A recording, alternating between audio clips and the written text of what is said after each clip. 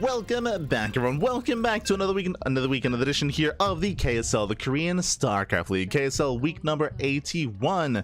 Whew, it has been far too long, papi. Yeah, good to be here, good to be back with some more Korean StarCraft. Exclamation mark, be in the chat to have a look at the bracket yourselves. The bracket is live, the bracket is stacked, and we're jumping into our first series of the broadcast. We're jumping into our TVP and spawning in the top right hand corner. Top right hand corner here of ley lines, we have the South Korean Terran player. We have the purple Terran representing among SE2 people. It is Gillyman. I'll fix up his name, I'll fix it up. And spawning in the bottom hand corner, we have the South Green Protoss player, we have the blue Protoss. It is a Creator. And if you're in the chat, you know what time it is. It is Gamba time. Predictions are open. Place your bets on who you think will claim the series. Best of luck in the chat as we get into our initial matchup, as we get into our initial series. Let's go, Papi, let's go. Hold on. Gillyman. Just quickly fixing up our lovely player here. Bam, beautiful. Here we go. But again, hope everyone's doing well. Hope you've all been enjoying yourselves. Again, we did take a day off from streaming yesterday. I say take a day off. I was just editing VODs all day, baby. Yeah. Scheduling everything, baby. Everything has been scheduled. Just catching up. I did notice that people did notice in the chat that we have since updated our Patreon goals as well. I mean, that goes in line with yesterday we weren't casting, so what we're doing, we're working on other things. Again, just focusing on editing and scheduling VODs. Likewise, working on the Patreon goals as well. If you are a patron or subscriber, we actually did post to our Discord server a bit of an update and a bit of a kind of like a roadmap of things to come as well. If we do grow our Patreon, I mean, I say if, thank you so much. Thank you so much to all of our supporters on Patreon as well. It has grown so much over the past year, more than any other year. We've been streaming and casting for quite some time, what, like 8 years at this point, and over the past year we have grown quite a lot in regards to the support on Patreon. So thank you so much to all of the support, and again, we do have goals set up here to grow it even further. To ideally, the end goal for me would be to be able to run monthly finals, on a regular basis. Right now we are going to be hosting monthly finals, thanks to some generous supporters in the chat. 100% thank you so much for all the generous support. Because that we are hosting monthly finals until the end of the year. Can we grow our Patreon to be able to run that and host that on a regular basis coming into 2026? I mean, time will tell. Regardless, you know, we have since updated those graphics. Again, you can support us if you wish. Likewise, I mean, you can support us, you can support the KSL as well. The Korean StarCraft League, they have their own Patreon, they have their own way to set up, a way to support. Nowadays we have a lot of grassroots or a lot of kind of like homegrown events, crowd-funded events specifically here, all over the place. So again, there's a lot of ways to support StarCraft depending on which tournaments, depending on which region you do want to step into, you want to support. So again, there are other ways to do so. Otherwise, watching is all that we ask. Because we're getting into our first matchup here. Gillyman is typically seen a lot more in StarCraft Evolution. He's a little bit more renowned, has a little bit more prowess in SE Evo. Here coming into SE2, he's going to be coming in as a bit of an underdog here. We'll see what he can pop off with though. He's typically very cheesy, very unorthodox is typically how Gillyman plays. So we'll see what he brings to the table. For now, going for a 1-1-1 into a 3-1-1 follow-up. Everything's looking pretty normal so far, getting ready for some Widowmine drop play. Meanwhile, back at home, Creator going for a standard opener himself. Now, unfortunately, this week there is no custom map pool. Bit of a feels bad, man. I did raise that to Chicken Man and to Dave, to the organizers of KSL. I was like, hey guys, are we gonna add some TLMC 21 maps? And they opted not to. They did opt not to, unfortunately. So it's one of those things where only a handful, I mean, I say that, I'm pretty sure, I mean, we've already been doing it for like 3 weeks at this point. I think finally Wardy's going to be doing so next week, and the Monday night, and TKL, the Comeback TV guys, I think they're finally going to step up next week as well. So they're finally going to be updating their map pool. So it's taken a while, but they're they're catching up. I'm sure the KSL boys will catch up as well eventually. Feels bad, man. Feels bad, man. Bearing in mind that voting is going to be opening up in a couple of days in regards to the TLMC 21 map pool. So voting is open, I think, starting Monday. So it is coming up. So make sure to vote. Make sure.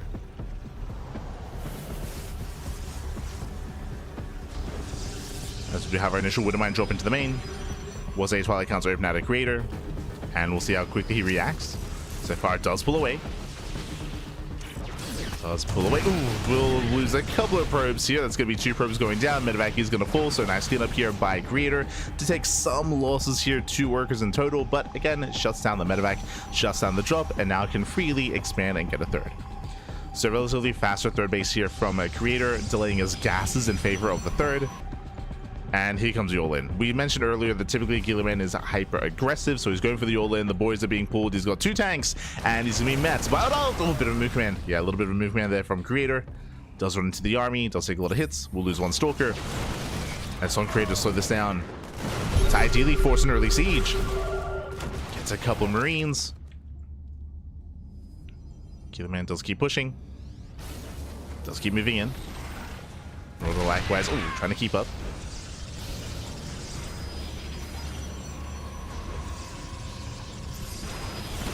Trying to. Slack can get sniped. Tanks are pushing in.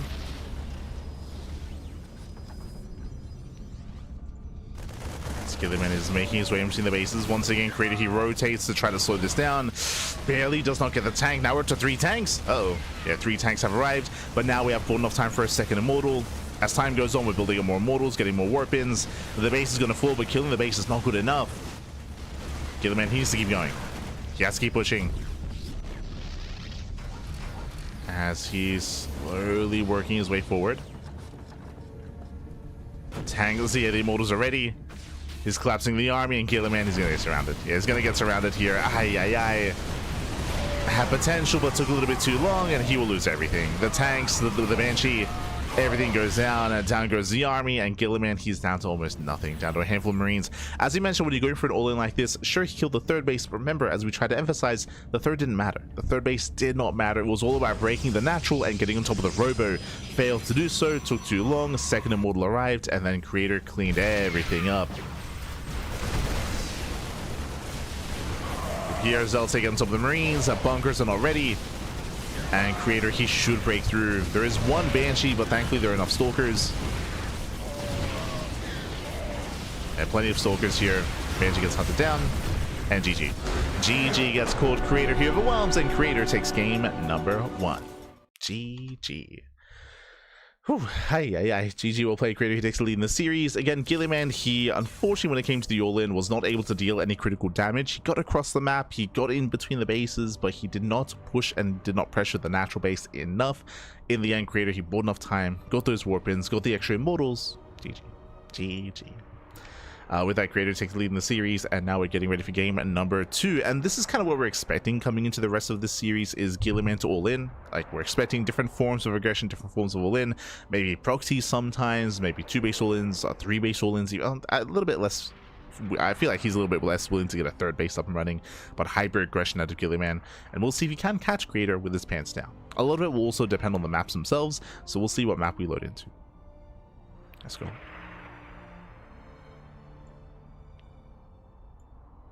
Let's go. Unsieging all the tanks at once was the wrong move. I would say that even if he didn't unsiege all the tanks at once, he would have been cleaned up.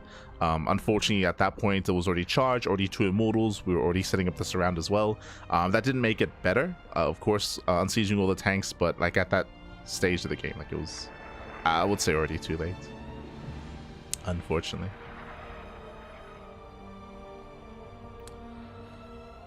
Here we go. There's our setting up. There was some people asking previously about the bug. Of course, I'm pretty sure all tournaments moving forward are going to be doing this, but of course the female ghost skin is banned from these tournaments. I believe it's banned from the Monday Night Weeklies, from KSL. Of course, we're going to be incorporating the ban as well in our tournaments. I'm sure the other events will follow suit. It's one of those bugs that's mainly going to be plaguing the ladder more than anything. Is plaguing the ladder. So be careful out there. Be careful if you're laddering.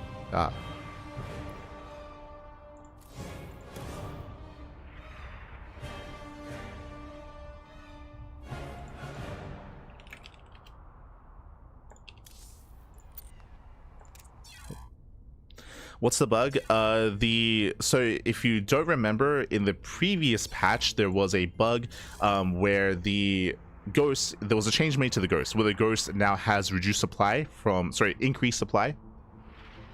Was it increase or decrease? Sorry, a decrease from 3 to 2. It was increased long ago, like a year ago at this point, but it was decreased from 3 supply to 2 supply, and the light tag was also added as well, right? That was the change made to the ghost. Unfortunately, they made that change, but it didn't get implemented to the female ghost. So the female ghost skin last patch was still not light and was still extra supply. The reasoning for this is because in the game code, it is treated as a separate unit. So these are changes that they applied to the base ghost, but it didn't get applied to the female ghost because it in game, like in the code, it just counts as a separate unit. So they kind of like, you know, it got forgotten, I should say. So in the most recent patch, in the most recent hotfix, they tried to fix it. But in trying to fix it, they messed it up a little bit. So they reduced the supply to 2, but they messed up the code, and instead it actually gives 2 supply instead of cost 2 supply. So now when you make a female ghost, like it provides you supply, which means you can make an infinite amount of ghosts. There are like screenshots out there of people on the ladder like making like 1,000 supply worth of ghosts and stuff like that. So technically you cannot get supply blocks, but you can also like over make supply as well. You can just like pump out as many ghosts as you can because they give supply when they're made.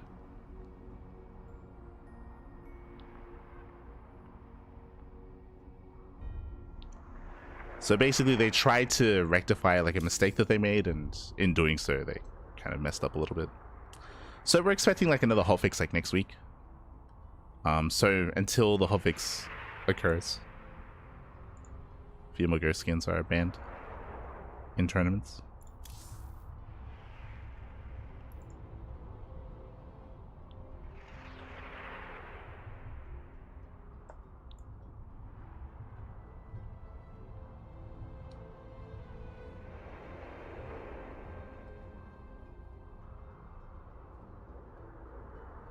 Surely is the biggest, most impactful ladder bug ever in Legacy of the Void. That is not true. If you remember the CCs, the CCs like firing. do you not recall? Unless you're trolling.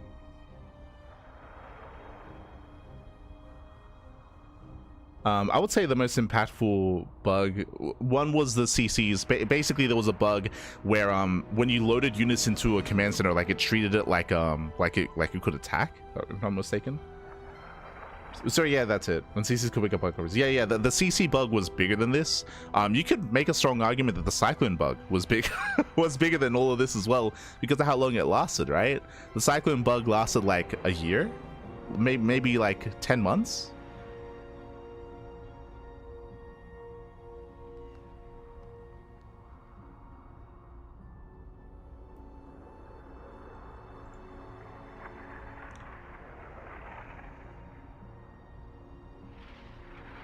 I'll say the Cyclone bug is bigger just because,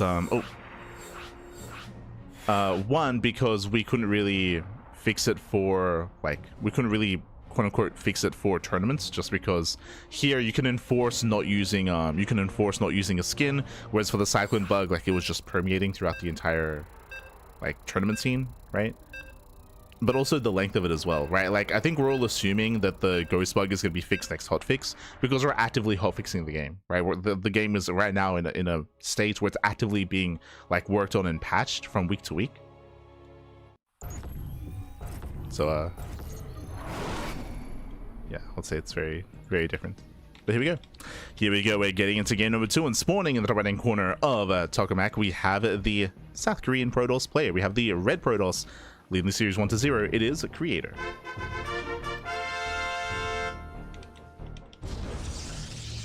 And spawning in the top, on the bottom left-hand corner here of Tokamak, we have the South Korean Terran player. The South Korean Terran, the blue Terran representing among us the two people. It is a Gillyman.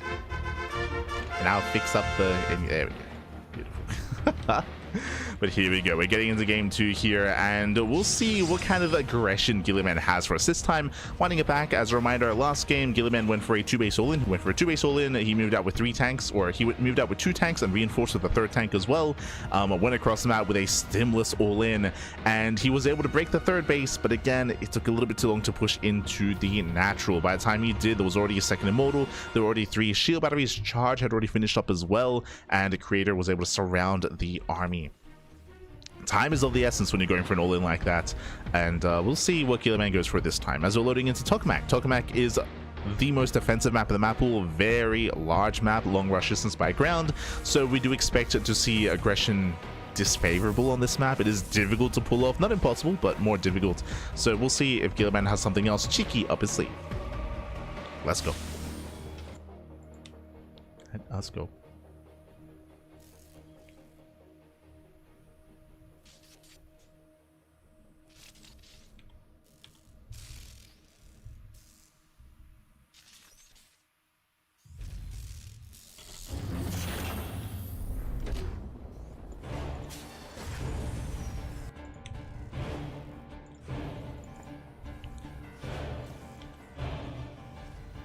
As from here, we are going, oh, for a 2nd Rax. Okay, so 2nd Rax is on the way for Gilliman, getting a 2nd Rax, looking to get a 3rd Rax as well. And so far, it's looking like a 3 Rax setup. Technically, we can go up to 4 Raxes and go for like a 4 Rax. You pull the boys, you commit, but that would have been on 1 base, not on 2 bases. So we're expecting a 3rd Rax and a fast stim timing out of Gilliman. This is a very old school build, assuming that we're going for, oh, that is a factory, not a 3rd Rax. We're going for a 2-on-1. Okay, let's go. 2-on-1s are viable in this matchup. They are kind of seen at the pro level. You do like typically mix them in like once a tournament sort of thing, and it has potential, but there's a big downside to this build as well. Assuming that we're going for a standard 2-on-1, where typically you're going to be using the factory for add-ons, you'll be rushing to a starport, rushing into stim more importantly, and getting into a stim timing. Now the downside of this build is that because you're using your factory for add-ons, for add-on swapping, and for getting into reactor, into medevac support, it means that you have no tanks. Your tank count is going to be very low with this build because of the earlier stim, right? You're rushing into early stim, you're fixated and prioritizing marine production as well because of the lower tank counts. Oh, as you can see, we're setting up for those add-ons. But because of the lower tank counts, it does mean that Gilliman is going to be vulnerable to Blinkstalker aggression, assuming the creator would be aggressive with Blinkstalkers, referring to 3 and 4 gate blink. Here come the add-ons. Again, reactors on the way into add-on swap into medevacs. Again, it's going to be purely marine to defend. Now, if this build doesn't get punished, Gilliman can potentially get across the map and can do critical damage, right? So there's it's very much so like a fine edge here that Gilliman is going to be walking. Oh, Adepts get in and they get a full scout. Wow, he gets a full scout as well. This, I mean, in his mind, in Creator's mind, this could have been a 3 Rax, but he does confirm the 2-on-1, is fully aware. Now he knows what's coming his way. And behind this, he was already getting a 3rd. So we're already getting a 3rd base. How many gateways were we on? 2. Ooh, so very greedy build here by Creator, going 2 gate blink into a 3rd. This is a rare sight. Nowadays, I mean, especially in the last patch, this build died out. So we're going greedy here. We're going for the 2-on-1. Sorry, the 2 gate opener into a 3rd Nexus.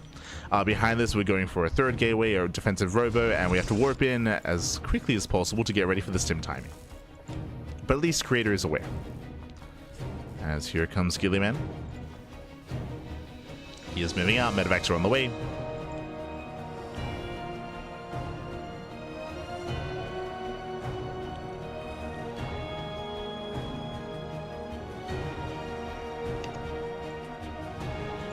Here we go. Stim is done. We have our 16 Marines. And we should be moving out. The problem here, if Gilliman if he doesn't apply pressure, if he doesn't be active with these Marines, then the build was for nothing essentially, right? We rush into stim. Ideally, you want to make use of stim. If not, well, you were forgoing the tank production, the rest of the upgrades as well, getting into the eBay into +1, working towards a 3rd TC. So far, Gilliman is staying back at home. It looks like he's hoping to catch any stray gateway units waddling in. Did he scout across the map? He did. Oh, he hasn't seen anything. So Gilliman, he could have been more active here. He's not aware of Creator's build. He doesn't know that Creator, he was greedy here. So that's why Creator's not being active. That's why Creator isn't being, he doesn't have a presence on the map because of the 2-gate opener. And now we're committing. Yeah, we pull the boys. All right, the boys are being pulled. So 2-on-1 into a 2-base all-in with a tank production. The Observer will see everything. The Observer spots the tanks, and the Observer spots the SCVs. Creator knows. Creator, he knows. He will engage ahead of time.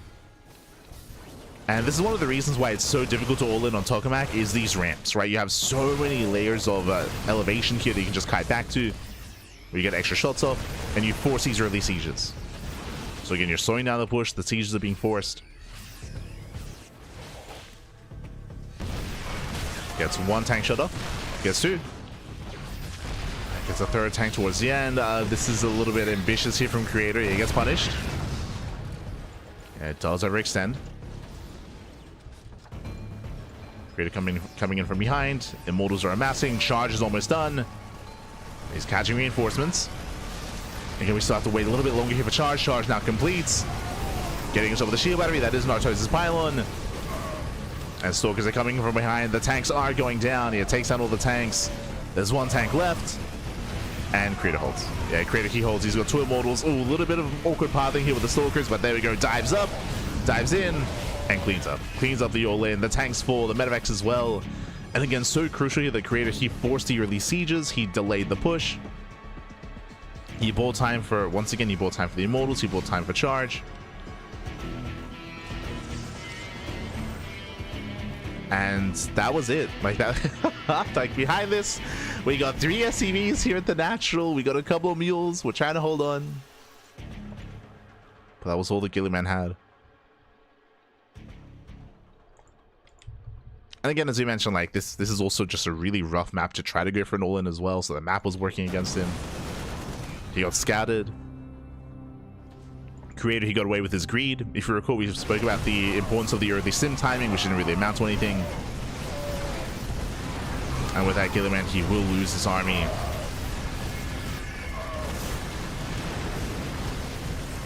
I mean, the tank is doing what they can in the back line. Does focus on one of the Immortals. 1 Immortal goes down, but just the 1. And with that, Gilliman, he has nothing left. He goes back in with a drop. He's hoping to try to force a distraction, to force a recall. But there's the warp in. And Creator is going for the throat. So GG gets called, and Creator, he will take the series 2-0, advancing on to the quarterfinals. GG. Whew. GG, well played. Congratulations here to Creators. It does claim the series. Some cheeky builds here by Gilliman, especially here in game 2, going for something more unorthodox, going for a 2-on-1 into a 2-base all-in. It was an interesting build, of course. Unfortunately, by the time, again, it got fully scouted, he didn't really achieve anything with the earlier stim timing, and of course, Creator was able to slow this down, especially on Tokamak. Creator was more favored in regards to defending against that all-in. GG. GG, well played. Now we can catch up with the bracket. Let's figure out where we are and where we are headed. Let's go from the top. Foxer gets a walkover. Oh, that's unfortunate. I was honestly really looking forward to Foxer versus Inexorable. That would have been a really fun series, and that could have gone either way. So I was looking forward to it. In the end, Foxer does get the walkover win. Foxer is up against herO in the next round. Scoring down, we have Bunny. Bunny is up against Ragnar in the first series, in the first round as well. They're currently mid-series in a TVZ. Winner goes up against Creator, and that is why we're following these players here, is to follow Creator into that next round matchup. Scrolling down, we have Classic. Classic is up against Porphorian.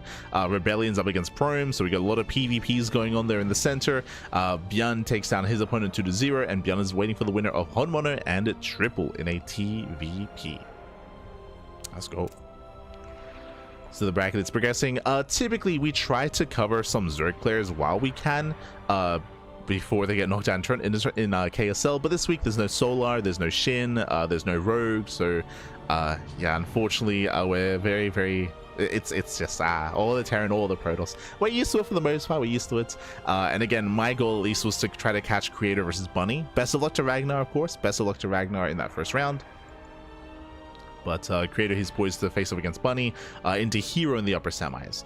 Because of where we started in the series, in the brackets, that is the focus, sorry, that is going to be the area that we fixate on during the cast. So Creator, Bunny, Ragnar, herO, Foxer, this upper portion of the bracket.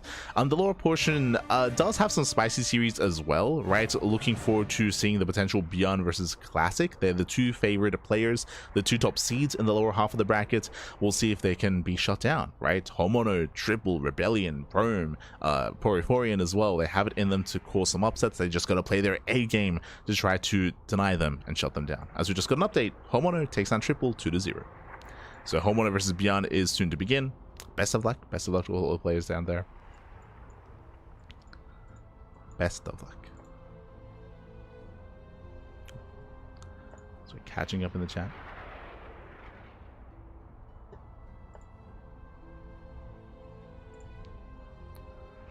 But we are going to go on a short break. Yeah, we're going to be going on a short break here. When we come back, we will have Creator's next series. Oh, we should have at least. So we'll see you soon. We'll see you soon after the break. See you soon. See you soon.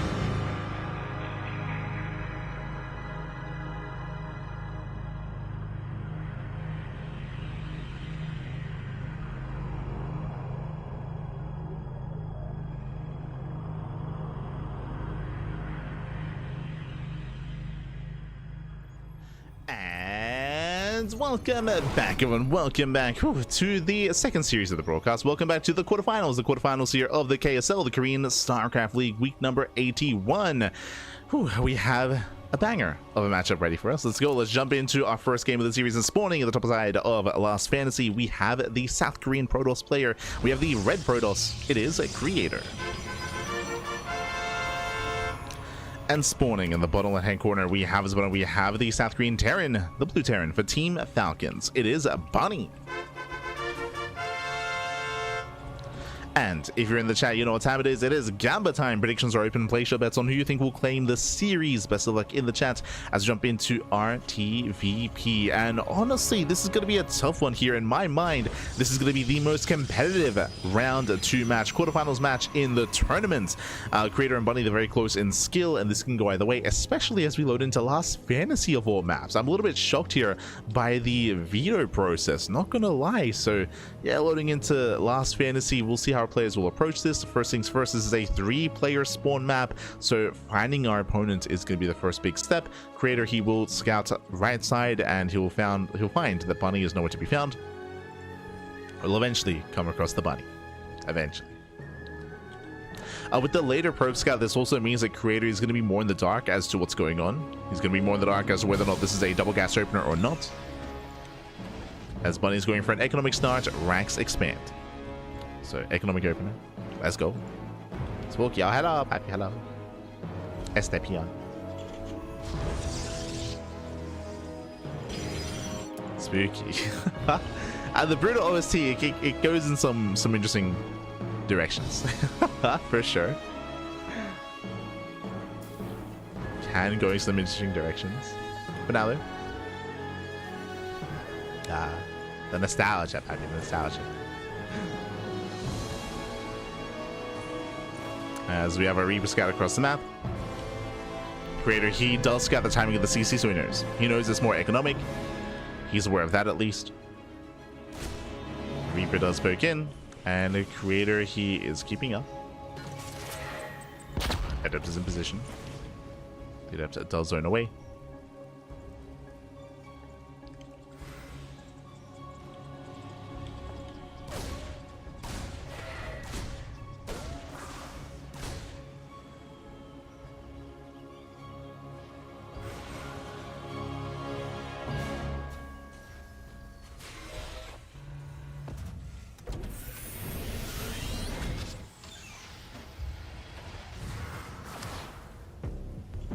Here he does get himself behind the mineral line. We'll disrupt some of the mining here. We'll delay some of the economy of Bunny. Nothing major, but is going to be delayed. Behind this, we do have our Twilight Council opener into Blink, a safety robo as well at a Creator. We'll see if he goes for extra gateways and if he takes extra gases, or if he does take a faster third. In the latest patch, we have seen players be a little bit more cavalier, and we have seen Protoss players go for faster expansions than we saw previously. We'll see if that trend continues.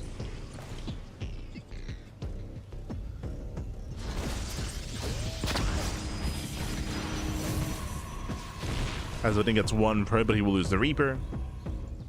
1-to-1 trade, not ideal for Bunny. And looks like Creator's playing safe. Okay, he's playing safe. He's going up to 3 gates. Sorry, my apologies. He's going up to 4. Oh my, okay. So turning what looked to be initially a more defensive opener into something more aggressive. Far more aggressive. 4-gate Blink at a Creator. He's going to double down. The goal here is to get across the map, to bust into the main, and to wreak havoc. And I don't see any tank production yet. Tech Lab is on the way. We are starting up with the initial Widowmine drop. And we'll see if Bunny can scout and count those gateways. Ooh, Medevac gets spotted. Medevac is spotted. Stalkers, they will come in to attempt to intercept. See Bunny rerouting. And Creator, he will spot the rotation. He sees it. Does spot the Medevac. Blink is almost done. Bunny, where are we headed? He's looking for a way in. Does spot with the War Prism. He is aware. Back in, we have 1 bunker. We have a 2nd bunker. Good read. Yeah, solid read here by Bunny. Throwing down additional bunkers, getting ready his tanks. His main base is still exposed, but he will have a tank to help cover. And here comes a push. Here comes a 4-gate Blink. We got one tank in the main. We got Widowmines to punish a blink as well. And the creator, does he go for the main base? Does he go for the natural? Where are we headed? What's the plan? He's going for the main. Show some mine shot. Oh! Ooh, mine shot goes off. Prism is very low. Yeah, Prism is low, and so far Bunny is shutting this down. Creator, he gets 0 damage in the main. I mean, it kills an add-on. Gets a Widowmine. But this needs more damage. Remember, Creator, his third base is heavily delayed in favor of this aggression. No tank of the natural. Uh-oh. Yeah, no tank. Gets one bunker. And gets behind the gases. Picking up a couple of SCVs. Couple of SCV kills. Once again, they're nothing major. Bunny, he's holding. And Bunny is holding. Now we see Creator expanding, but again, it's a very late third. Bunny's ahead economically. As Creator, he rotates into the main. What am I showing? Oh, the pistol again! Oh my god. Calm down, Creator, calm down. Not again, papi. Preserve that warp prism. Oh, links in.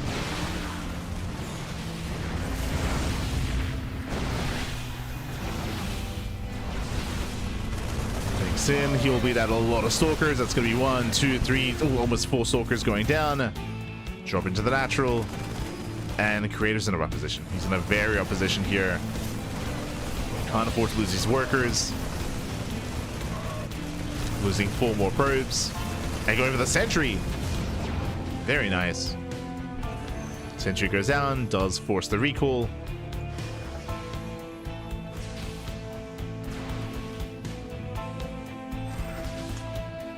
And Creator, he's trying to keep up.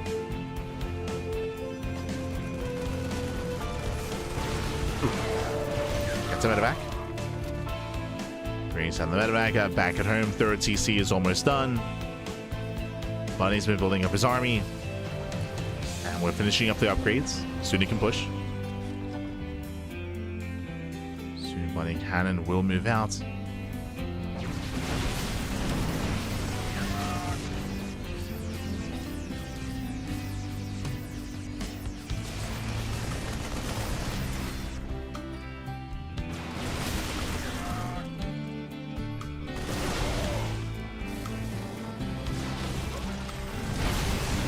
He does try to commit in. Prism goes down. Nice knife. Science War. Prism's also getting on top of the tanks. One tank goes down. He's going to get a second tank, but he takes out the Immortals, and GG gets called. Creator's army crumbles, and Bunny takes game number 1. Whew. GG. GG, well played. A very strong start here for Bunny. Winding it back, we were emphasizing just how far behind Creator was after the failed 4-gate blink. Again, when you're playing 4-gate blink Stalker, there's so much pressure on you. I wouldn't say it's an all-in, but it's very committed. It's very committed, and you have to get damage done. And if you remember, what did Creator do? He got like 5 SCVs, he got the tech lab, he delayed, I think he killed a gas geyser, or he delayed a gas geyser, he delayed some add-ons, he delayed some depots as well. Like, it just was not enough damage, especially because he lost a lot of stalkers in the process. He bled out a lot of stalkers where he wasn't really able to achieve too much. Oh. And with that, he fell behind. He fell behind late third expansion. And not just that, but Bunny had the wherewithal to send out a drop right afterwards, right? As soon as he defended, he sent out that drop, got 4 probes across the map, forced the recall, and Bunny just snowballed out of control. GG. GG, well played. With that, Bunny takes a lead, and now we're getting to game number 2, and we'll see how our players will adjust loading into Persephone. I can't imagine that Creator's going to go for another 4-gate blink build. Can't imagine. So we should be seeing either some safer play or some more greedy play out of Creator. We'll see. We shall see.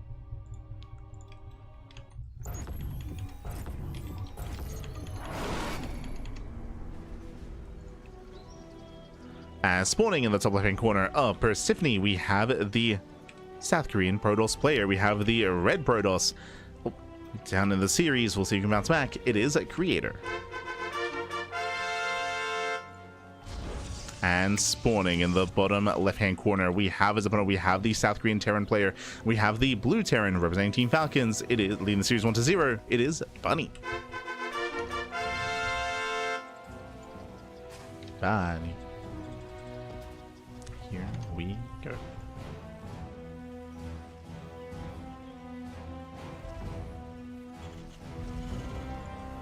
So we are going to be settling in.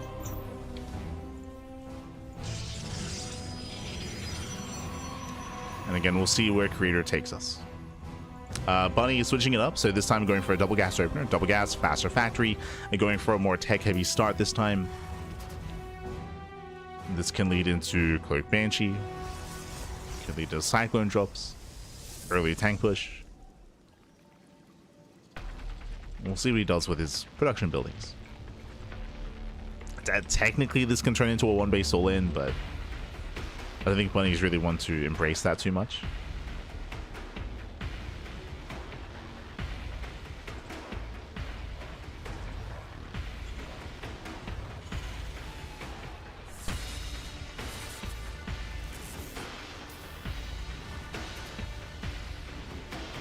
It says the factory on the way. Creator, he didn't go far enough to see the add-ons, but he does check the low ground, checks for no expansion. So he's somewhat aware. I say somewhat just because technically Bunny could be getting a CC on the high ground instead. Could be further back. But Creator, he gets out. Does pull out. What's interesting to me is he doesn't hide his probe. He doesn't hide it off to the side to go in for another follow-up scout. He just races back home. And Bunny does invest into another Reaper.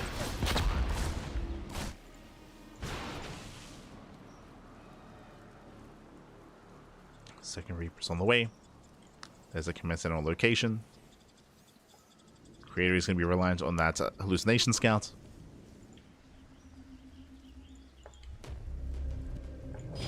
And it is going to be a Twilight Council opener. Okay. So Twilight Council out of Creator. Heading into Blink. Bunny, he is scouting the right-hand side, ensuring there is no proxy Stargate, no proxy gateway.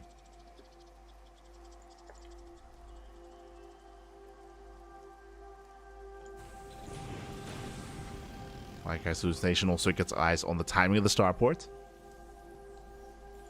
Gets eyes on the add-ons, more importantly. Sees the add-ons, confirms a Hellion production. Bunny is headed for the natural. And can they get into a mineral line?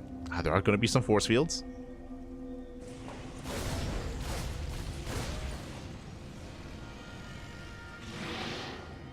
You could say poke up. Ooh, does fully wall. Not quite. Hellions do get in. And no force field. Yeah, no force field. Goes to the mineral line as well. Gets one, gets two. Nothing major yet. Only two probes. Yeah, only two workers here. Creator, he defends, he deflects back at home. And this was not fully worth of a Bunny. He does deny some mining time, but was hoping for a little bit more.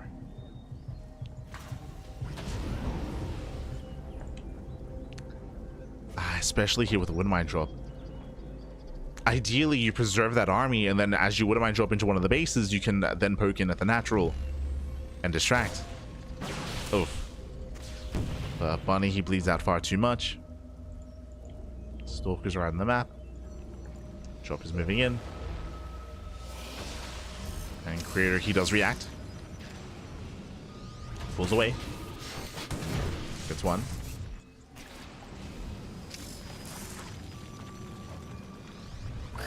Gets two probes. We'll save one of the Widow Mines. Does pull back. And Bunny is not going for a Banshee play, going into Raven. So heading into Raven production. Extra tanks as well. Creator getting his own third. Building up into the mid game. We'll keep an eye on Bunny here to see if he throws down extra Raxes. If he throws down two more Raxes, that would be indicative of a 2-base all-in. And I wouldn't put it past Bunny to commit to an all-in.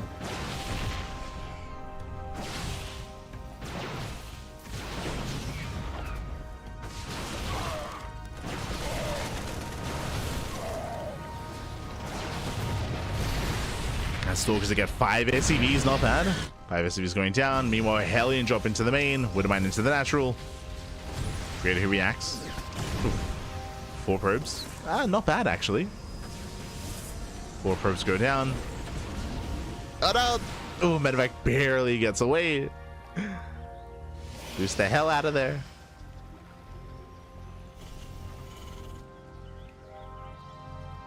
It does pull out.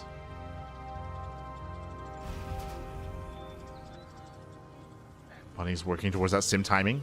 We got sim, combat shields, +1 all on the way. Meanwhile, Creator is going to charge. He's going to be delaying his splash damage. And the Widowmine drop got shut down. Yeah, it was found. Jesus, that's a lot of gateways.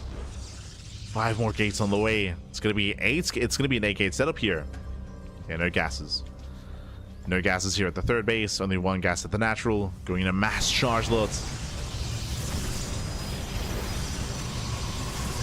Creator is going to want Bunny to be active.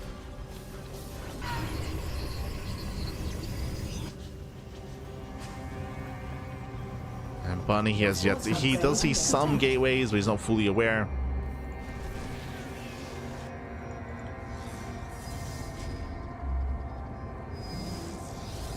Oh. He reacts. Creator, he's aware. And Creator, he's aware of the drops. He's ready in the main.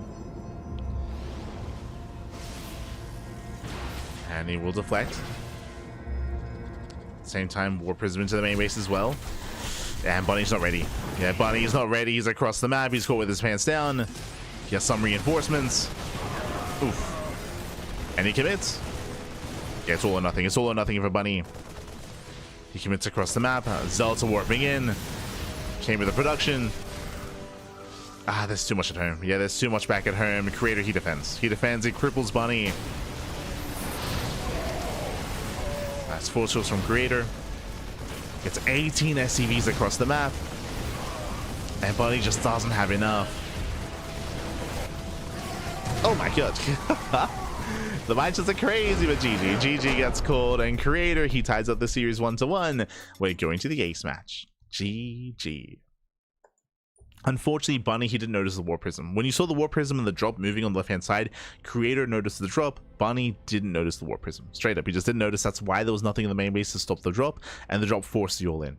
Basically, the Zealot drop into the main base forced you all in at a Bunny, and Bunny just didn't have enough to all in across the map, and even in the main base, was struggling to defend as well. So, Creator, with that swift win there, gets into the main. GG, well played, and now we're getting into game number 3, into that ace match. Let's go. Getting to the ace match, and game 3 is going to be on Tokamak.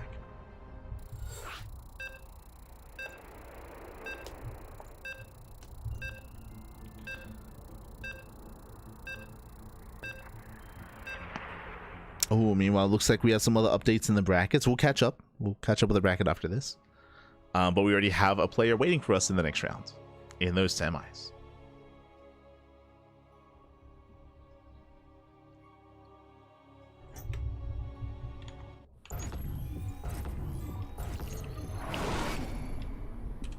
And spawning in the top right-hand corner of Tokamak, we have the South Korean Protoss player. We have the Red Protoss tying up the series 1-1. It is a Creator. And spawning in the bottom left-hand corner, we have his opponents. We have the blue Terran player, the South Korean Terran for Team Falcons. It is Bunny. We go.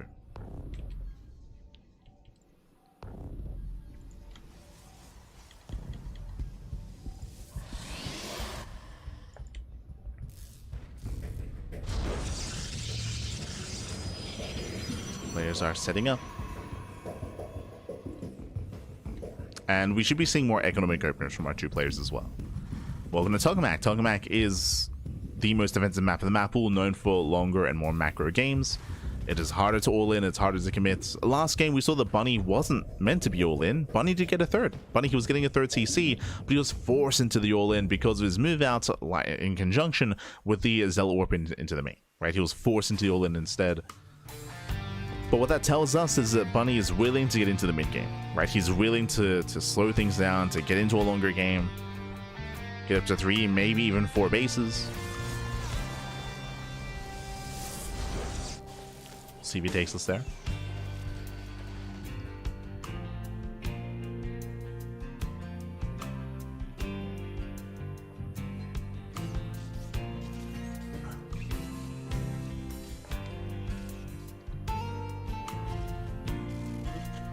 Speaking of economic openers, it is going to be a Rax Expand single gas.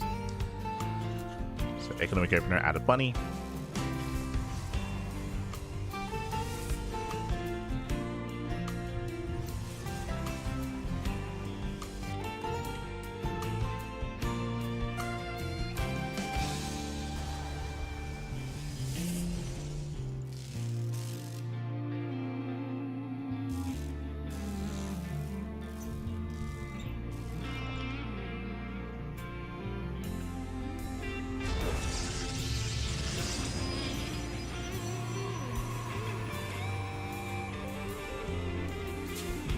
As we have this creator going for a Stargate opener. Bold move for the first time this series. First time this series going for the Stargate.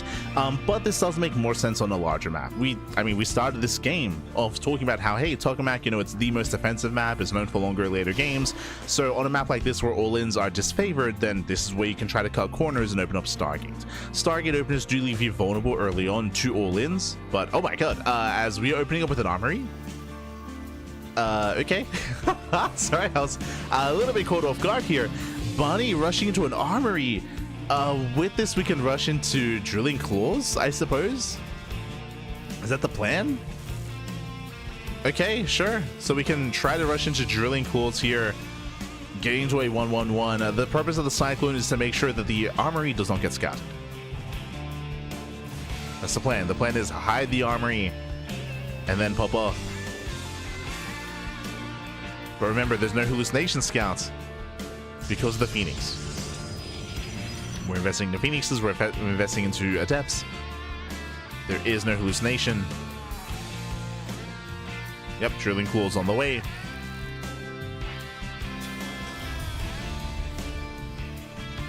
Adept does not get up the ramp. Seeing the wall here, seeing the ramp would confirm the build. And creator, he sees. He sees the research, he knows. Again, like, there's only 2 options, right? It'd be either Drilling Claws or Blue Flame, and there's no show you're ever going Blue Flame in TVP. So he's aware. As a result, detection, right? Detection is required. He already has a Stargate, so an Oracle is going to be a must. To get the Oracle, to get the Revelations. Robe is already on the way. And here comes the drop. Looks like we're not going for the Oracle, going for the Observer. And this is a big committed play here from Bunny. So much invested into these Widow Mines. The Armory, the Drilling Claws, the Tech Lab on the factory as well, true.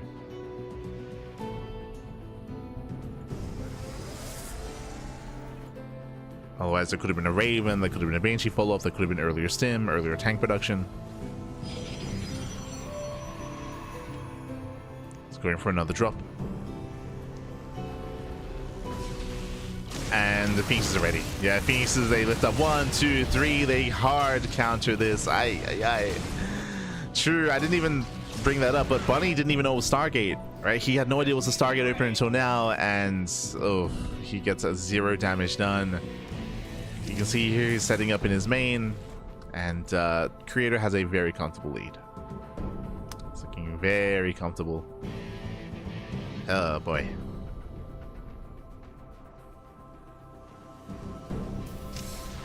Oh, we'll lift both Widow Mines. And shuts them both down.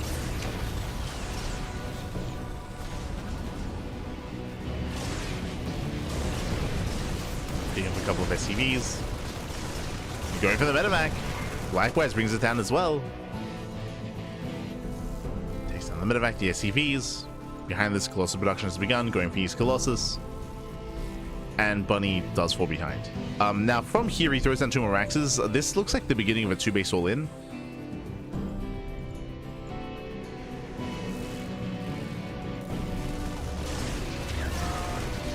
Ah, God, as he bleeds out more Marauders.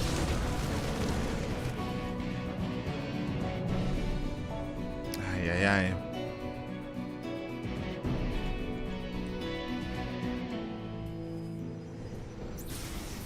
Now he starts at 3rd base. So 3rd TC is on the way.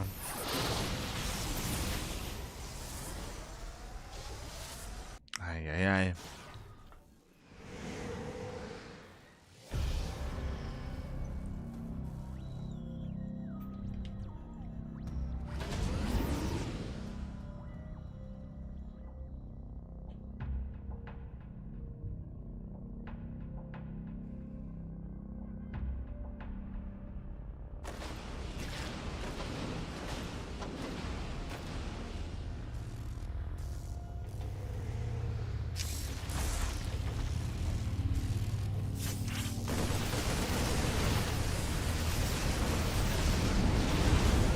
Yeah, so from here, I mean, this is a committed drop. He's gonna lose both medevacs. He cannot get out of here. He will lose everything.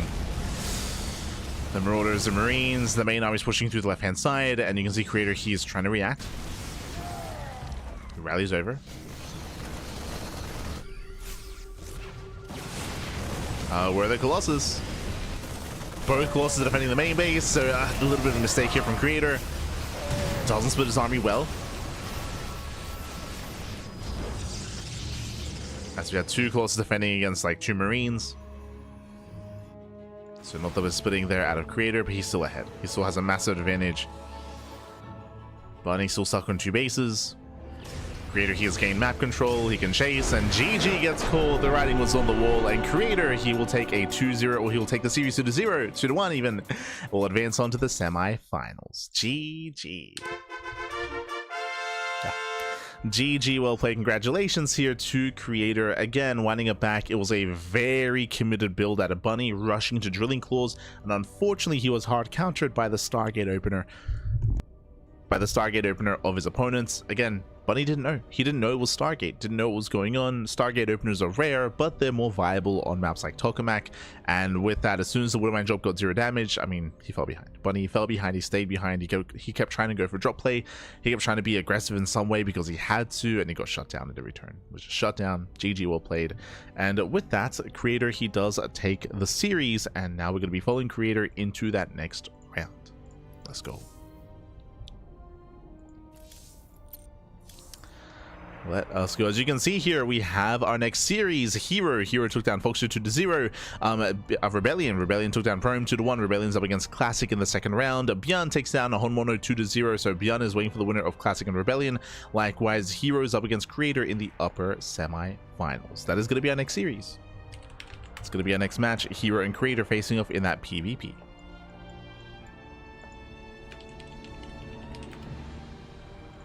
Let's go.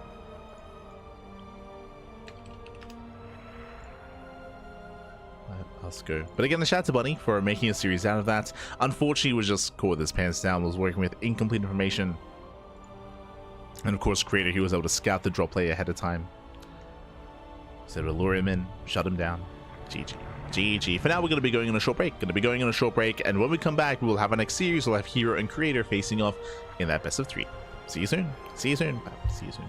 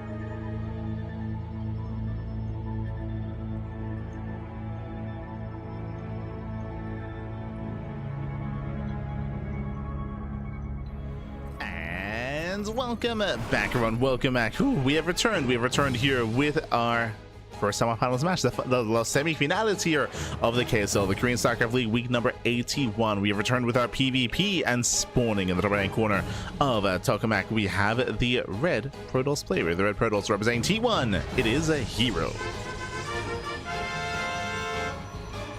And spawning in the bottom left-hand corner, we have as opponent, we have the other South Korean Protoss player. We have the blue Protoss. It is a creator.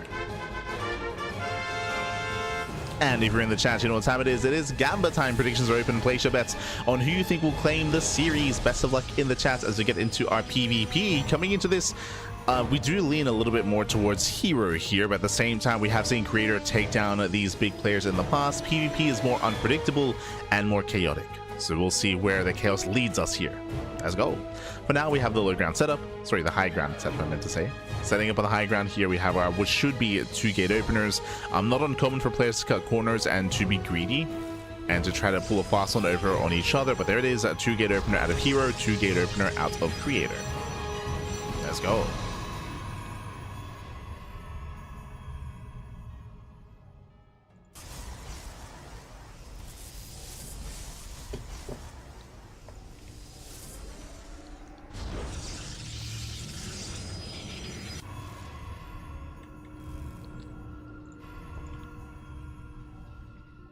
Yes, from here, so far we have mirrored builds and no proxy. Right, no proxy. We have the second pylon in the main base for herO, second pylon in the main base for creator. So the pylons are where they should be. There's no proxy. There's no one base all in yet. Now you can still all in from this position, but it's going to be a little bit harder. It'll hit later, I should say. It will hit a little bit later.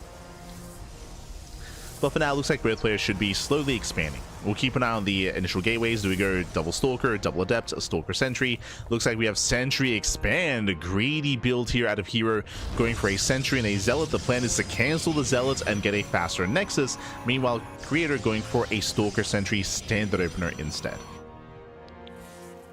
So herO, he's being more greedy, more economic. Yep, there it is. He cancels the Zealots and he can afford a Nexus. So here he will have the slightly better economy. Meanwhile, creator, it's going to be on him to catch up. So the pressure is on creator.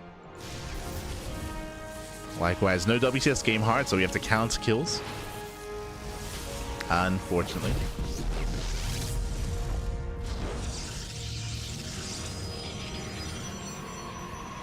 We gotta count, we gotta count. So again, creator going for the slightly later expansion. It is going to be a Twilight Council open out of herO. Also open Twilight Council.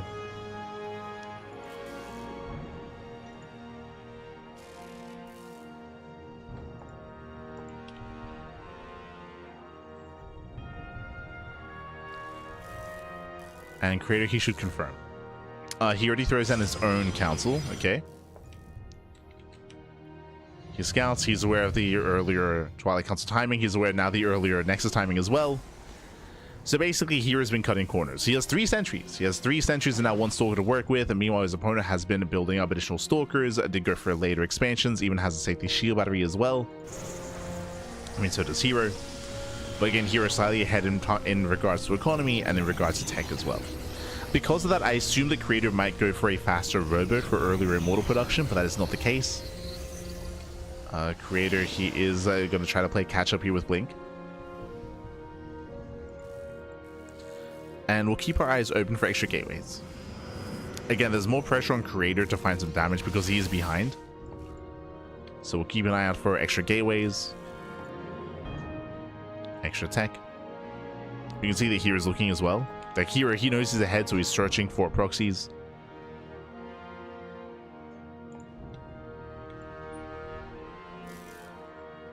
Be checking. That is a 3rd gateway for creator, and herO gets a 3rd Nexus. the greed from herO continues, by the way. So again, 2 gate opener, going Sentry expand into Twilight Council into 3rd base. Meanwhile, creator goes for a 3rd gateway and goes for a robo as well. Still no expansion, just now going for his own 3rd. herO even going for a forge for +1 on 2 gates. So just hyper greed out of herO. And if Creator's passive, then herO will just maintain a lead and get further ahead.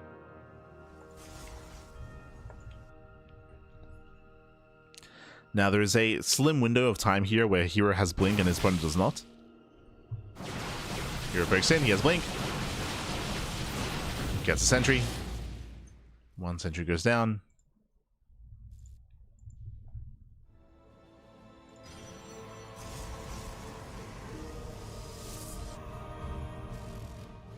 herO backs off.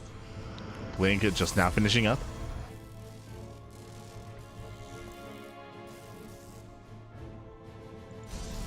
herO, his third base is up and running. Creator, his own is still getting up there.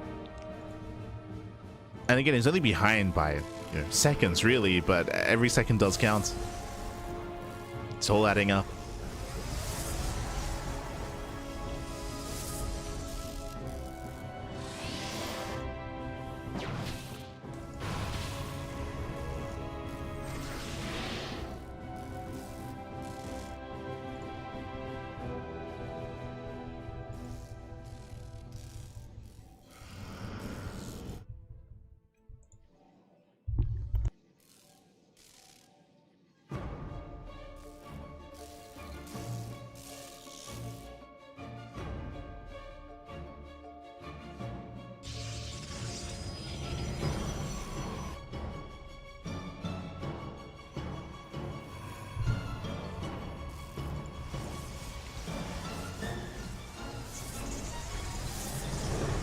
Here he gets a little scouts, working on a 4th expansion.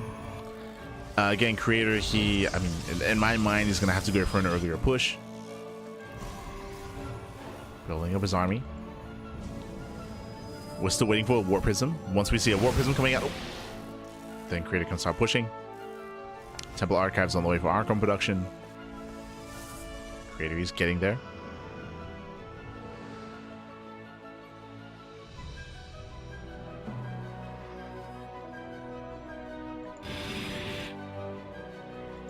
Is getting there.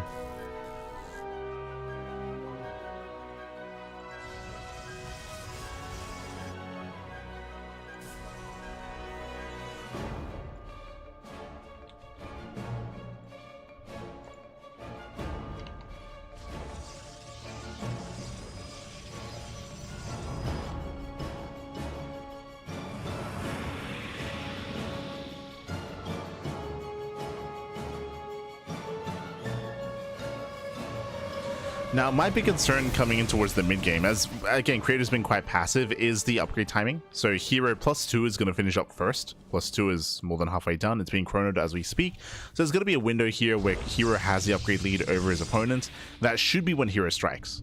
Likewise, herO should have the larger army as well, due to the better economy that he has had throughout the entire game.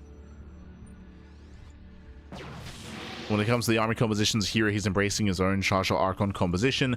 I believe he has the Zero Immortals. The Immortal count is going to be in favor of Creator, that is true. And Immortals, they can trade well if they can survive the Zealots. If the Zealots get cleaned up by the Archons, and Creator can maybe have the Immortals pop off. But this is so Zealot heavy. And so far there are 3 Archons here for Creator. Here, ready to move in. Oh, Zealot Runway does distract herO. herO is distracted. He will lose 1, 2, 3 probes. Not bad. herO still looking for a way in. Doesn't find it.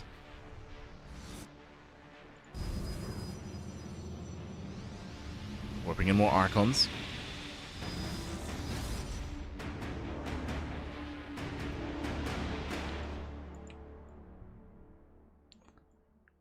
And rotates to the left. From here, he can just cut Creator off from his base. Catching a couple of Stalkers. Better pick also herO. herO, he's maxed. Now is the time. He's maxed out. Yep, going for the 4th. He needs to commit. And he does catch the Stalkers. Yeah, 1, 2 Stalkers go down, pushing in on top of the Immortals. Zealots take him in from behind, but the Archons are ready. Yeah, the Archons are ready. The Immortals are exposed. More Zelda coming in. And here he is pushing through. I say that. The Archons are holding their own for a moment. Holding their own. We're down to 3 Archons. 2 of them are very low on HP though. Yeah, the Immortals are going down. As we mentioned, the Immortals are exposed to the Zealots. They're vulnerable. The Archons, they get picked up. And yeah, here he breaks them. He breaks through. GG gets called. And herO, he takes game number 1. GG. Whew, GG well played. Again, a really passive game out of Creator, which I wasn't really too fond of. Creator, he fell behind early on and he stayed behind, is the reality there. That's why he was down like 20 to 30 army supply because of that economic disadvantage that he had with a later natural, later third, later fourth base as well. He was just one step behind when it comes to all the expansions. He's also behind when it comes to the upgrades, which in the end 3-3 was on the way but didn't quite kick in. But likewise also affected the size of the army, the quality of the army as well, and from there, GG. From there, herO did snowball out of control. GG, well played.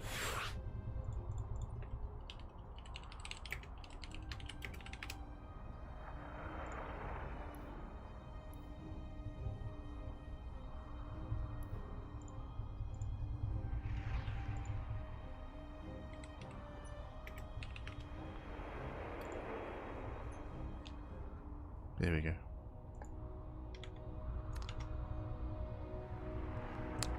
Go. We're getting ready for that second game, and we'll see if Creator can bring it back.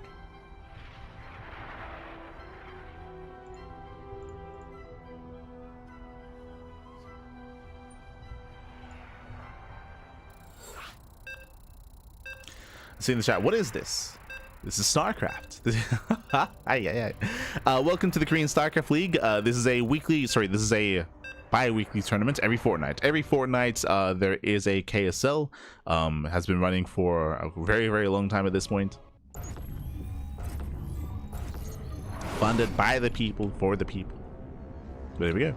Here we go. We're getting into game number 2 and spawning in the right-hand corner of ley lines. We have the South Green Protoss player. We have the Red Protoss representing T1. It is herO.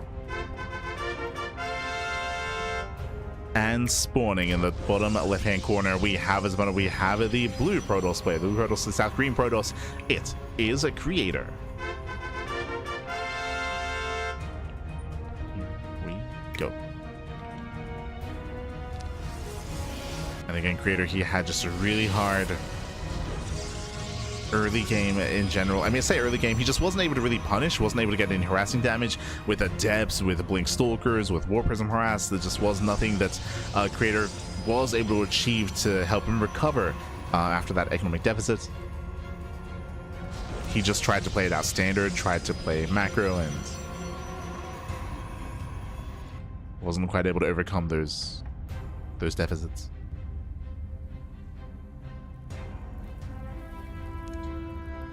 We'll see how we do adjust coming into our next game. 2 gate open out of Creator, 2 gateways out of herO. Creator, he will hide the probe. Hello, get my attention. Does hide the probe. Are we gonna go for a sentry expand? Oh no, he's going for a fake out. Okay. So the plan here is to hide the second pylon. Hide the second pylon in the natural. Yep, there it is. There's that second pylon. And Creator, his goal here is to make it look like he's proxying, to make it look like he's going for a 1 base all in, and to try to force an overreaction out of herO. That is the hope. That is the goal.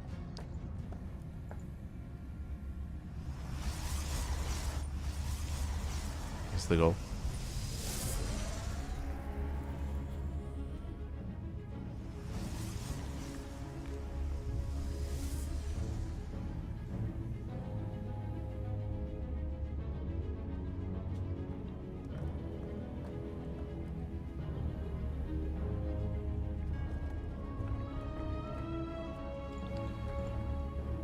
As here, he is looking for that proxy. Again, he knows that a pylon is missing, so he's searching. Oh, bold move, goes for a Stargate opener. Okay. Now with a Stargate opener, herO, he's going to be able to deal economic damage. So on the one hand, herO, he is behind when it comes to bases. His natural is going to be more delayed compared to Creator. That is true. That is because herO doesn't really know what's going on. herO, he's playing scared. But because of the Stargate opener, he will have the opportunity to get some economic damage done with the oracles. So he can open up Oracle, he can kill some probes, and he can catch up. So yes, here he will have a later expansion, but he has the potential to get probe heals, to kill workers, to kill probes, and to catch up economically in a different way. There it is, Oracle production has begun. Here he is scattered with the initial adepts. He's aware of the base, he knows.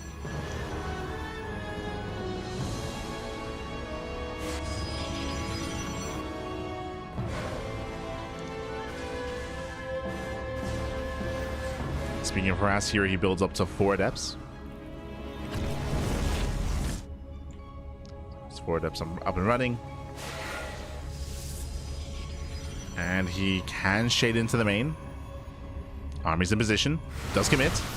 If 4 adepts, they have more than enough to one-shot workers. Probes are going to be going down. And getting 3, getting 4 probe kills so far. Oof. Getting another towards the end. It's going to be 6 probes going down. The Oracle cleans up. Gets 2 more. Oh, ooh, but not worth it here, as here he overextends, the Oracle goes down, and suddenly the adepts were good, the Oracle less so. He got what? He got 8 probe kills in total, but he lost the Oracle. Aye, not worth it for herO. And we'll see if we can make up for it.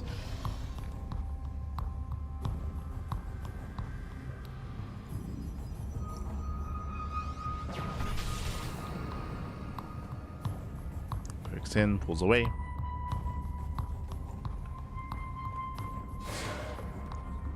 Remember, 2 adepts, they one-shot workers. And he gets into the main once again. Oh, he gets in. It's 1, 2, 3 probe kills. 3 more workers go down. It's almost mine time. Stays trapped into the main. Nice connection. Okay. Gets out 5 probes. Sorry, 6. As I believe there's 2 stacked here. Yeah, 2 stacked. So 6 probes get caught.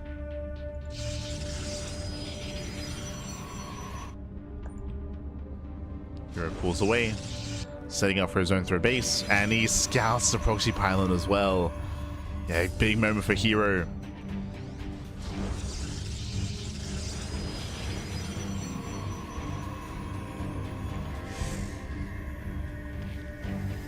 Stays trap on the way, shield battery as well.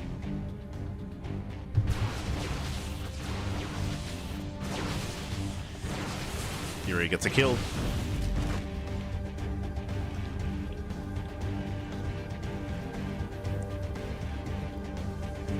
Creator still being active. Still has the probe. But he expands. Creator expands, so does herO. And again, even though Creator had the faster Nexus, herO, because of all the economic damage, he has caught up economically. Now, there are other ways where herO is behind. The big one, of course, is Blink, right? Blink is already complete for Creator. Baits out the first aces. Oh no! And he doesn't swap the second. Gets caught out. Stasis pops up. And herO he defends. herO he defends. He can even catch out these stalkers.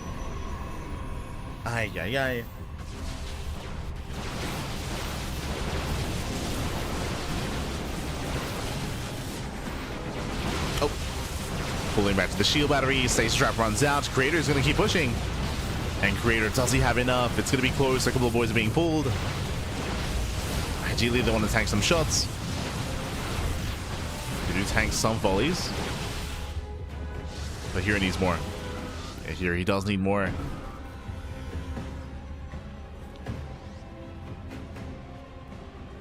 Have the warp-ins.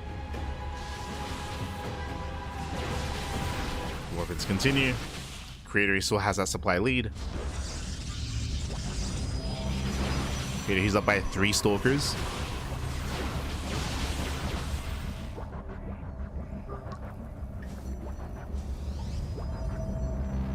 Let's look at those slow warp-ins. Now remember, the longer this game goes on, the better it is for herO. Creator, he's basically all in. Like, sure, he has a third base, but his saturation is so much lower.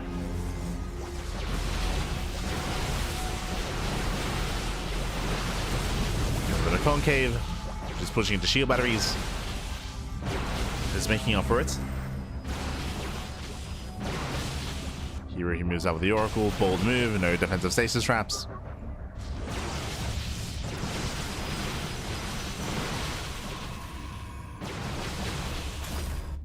So Oracle can get in. Oh, heads for the main, going for the stasis instead. And here he's holding on. At this point, he's holding on. Creator's taking too long. Gets caught up by the stasis.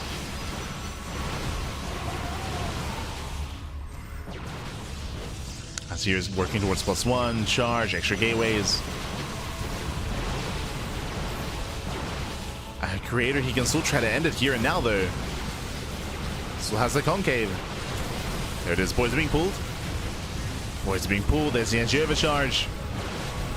herO bleeds out a lot of probes. But he's still up in economy.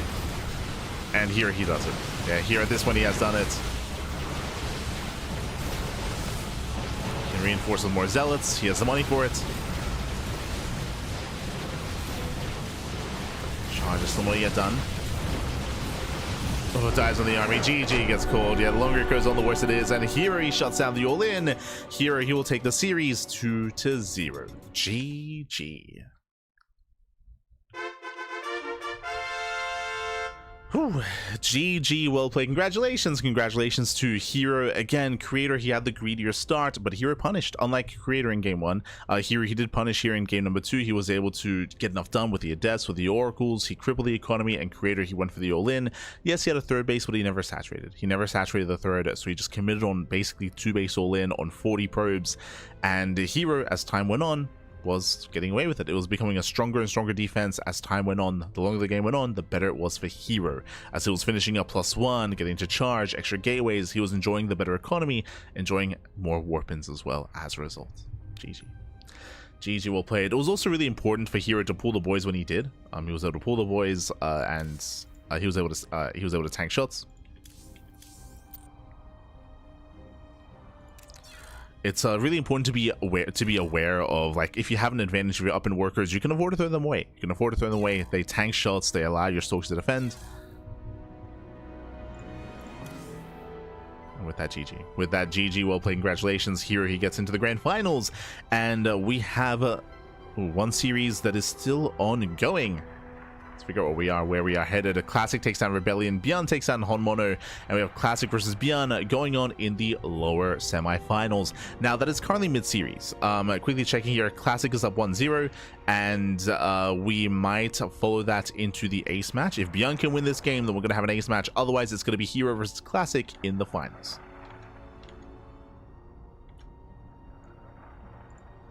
So for now, let's set up for ByuN versus Classic. And again, that's being casted by Chicken Man, Ome Chicken Man, Enki, and Dave Testa as well. They got you covered.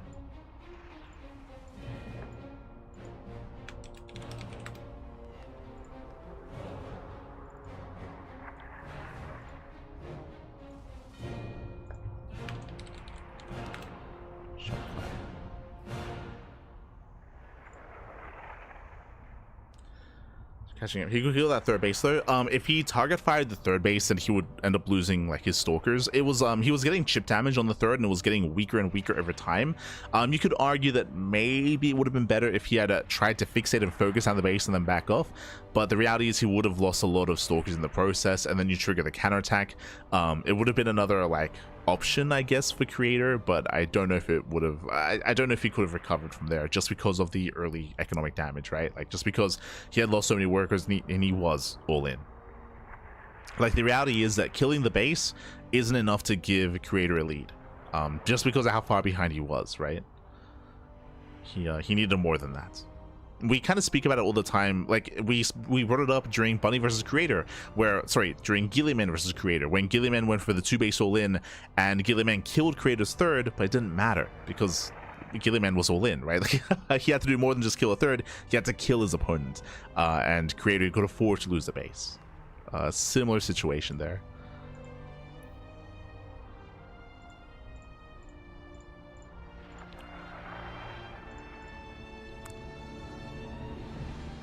But with that,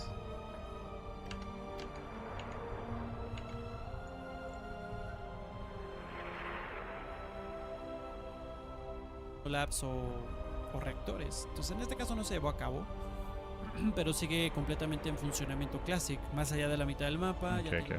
The game is slowing down. So the game is slowing down between Classic and ByuN. So again, we're going to be going on a break. And when we come back, we will have either the ace match of Classic and ByuN, or we'll have the finals of herO and Classic. We'll see you soon. See you soon after the break. Again, if you want to check out the other series, the semifinals, then you can check it out over on Enki stream or Chicken Man or Dave Testa. We'll see you soon. We'll see you soon after the break. See you soon. Bye. See you soon.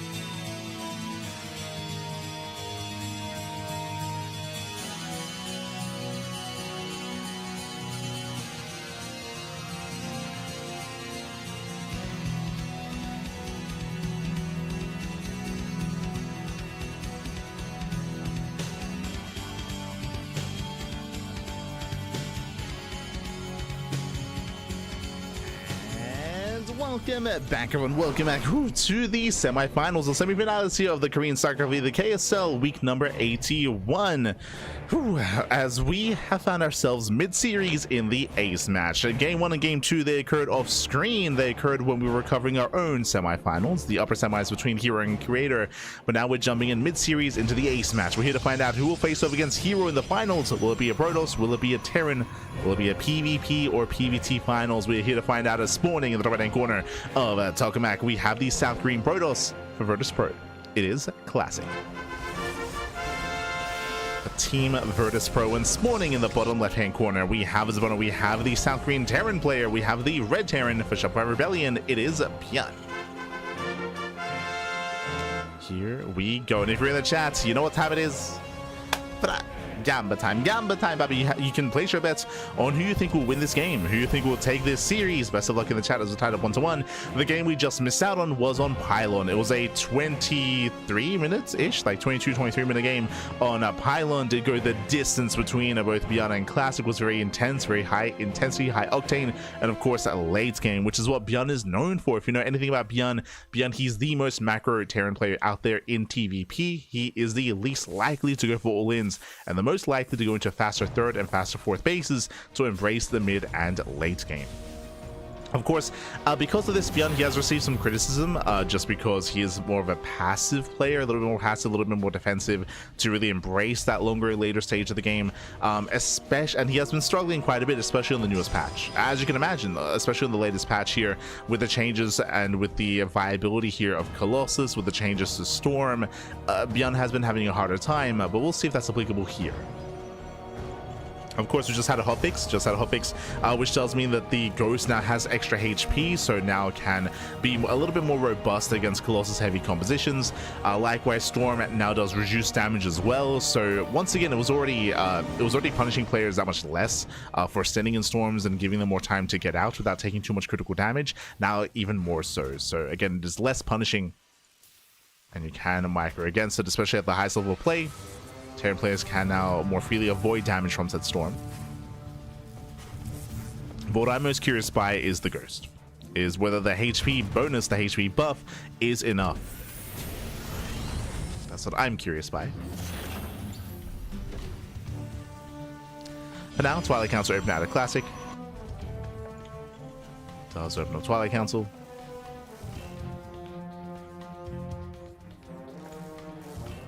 ByuN going for the 1-1-1.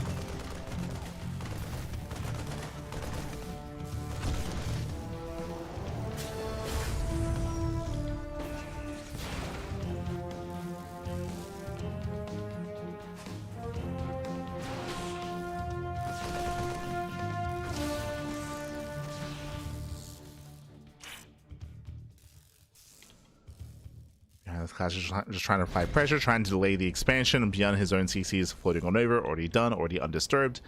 And so far, ByuN is just getting into his mid game, getting up to 2 bases. Patch was going to be landing. ByuN ideally wants to bait the army into the Widowmine Shot, but I believe Classic is aware. And here comes the probe. The probe moves in, and the Widowmine Shot is baited. Ooh, Widowmine Shot is baited. Widowmine goes down. And Stalkers, they can bully back the Marines. Gets one. One Marine goes down, gets a second Marine as well, not bad. And Classic, he rushes into a third base, very greedy here, going 2-gate blink into a third, but again, this is more viable on Tokamak. Last time we saw a Protoss on this map was Creator, where he had gone for a Stargate opener. Here, not quite a Stargate, still going Twilight Council, but still being quite greedy and going for the faster third.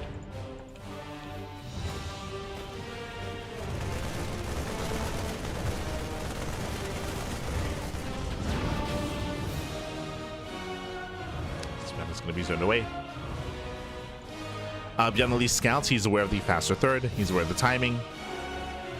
And behind this, ByuN is getting to zone 3-1-1, and we should soon be seeing a third command center out of ByuN as well. As I mentioned before, ByuN, he's the least likely to commit to all-in, so we're expecting a CC.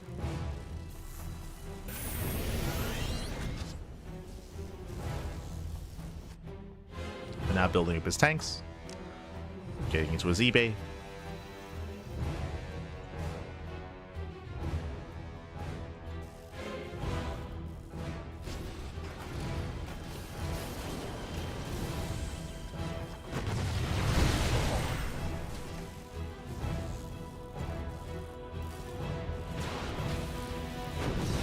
As Classic bypasses the main army. Nice movement out of Classic, gets into the main. Okay, he threads the needle. And he's going for Sim. No shot. Sim is going to be denied. Ay. There's no backup Tech Lab here on the Raxes. There's a recall back home, and a very nice snipe here from Classic. As does force him to be restarted. There's that third command center out of ByuN. And Classic so far having a very comfortable start. Oh, going for the medevac. Very nice. Takes down the medevac, takes down the tank as well. Ay, ay, ay.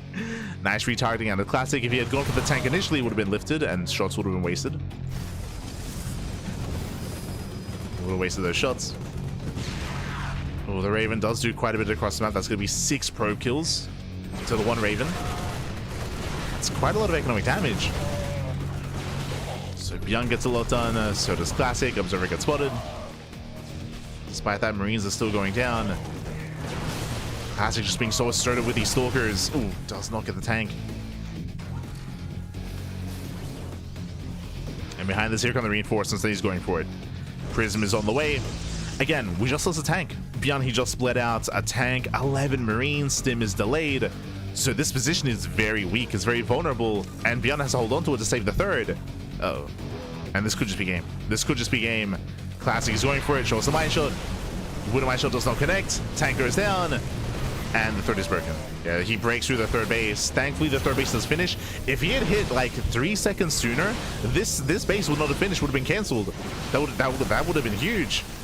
I mean, the base is still taking a lot of hits, still taking a lot of damage. Oh no, it's on fire! It does catch fire, and the base survives. Oh no, I spoke too soon. Oh, the base goes down. That's a kill on the CC. Ay, ay, ay.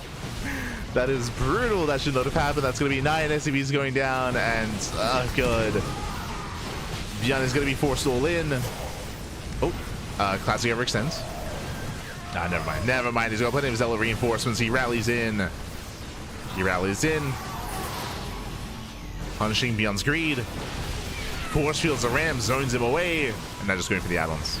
Yeah, going for the add-ons. Reactors going down. Base down the army. And ByuN cannot keep up. He cannot keep up. Not like this. GG gets called, and Classic, he'll run away with the series. He'll claim it 2-1, eliminating ByuN from the tournament. GG. Whew. GG, well played. Again, hyper aggression out of Classic. ByuN, he was not aware that Classic was committing as hard as he was, pushing across the map, and ByuN bled out a lot of units here. And again, it was 11 Marines. 11 Marines, the tank and Stim was denied. He had a very weak position. Despite that, he was getting a CC on location. Winding it back a little bit here, it is much more common, very standard even, for a Terran player to get their CC in their main. To get it in the main base, then to float it over. ByuN, because he had a rough start, he felt pressured to cut corners, which is why he got on the low ground, which is why he had to fight on the low ground as well. He had to fight at his 3rd base, so he took a worse fight trying to defend an expansion that he failed to hold on to, as he did lose that 3rd base. GG. GG, well played. In the end, Classic did snowball out of control. Classic did claim it, and now we have our grand finals. It's going to be a best of 5 between Classic and herO. Let's go. Do need a moment to set things up. Un momento. As vetoes are underway. But a very intense game, very intense. And Classic just had no chill. No chill, Pappy, no chill. Calm down, Classic, calm down. But for now, we are going to be going on a break, so we'll see you guys soon after the break with those grand finals. We'll see you soon once the vetoes are done. It'll be a couple of minutes. Take this time to get some snacks, get some food, get some water, drain your disruptors, massage your Marines, and hydrate all of your Hydras as we get ready for those finals. See you soon.